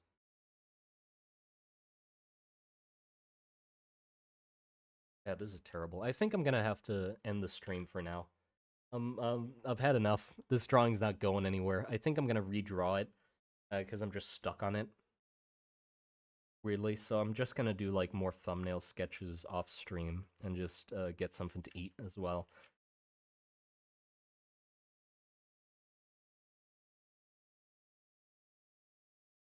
Be nice to see more Krita users. I need to give it a try. Oh yeah, it's good. I mean, it's a drawing program.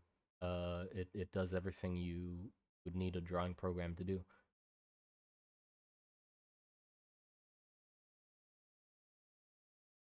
But yeah. Take care.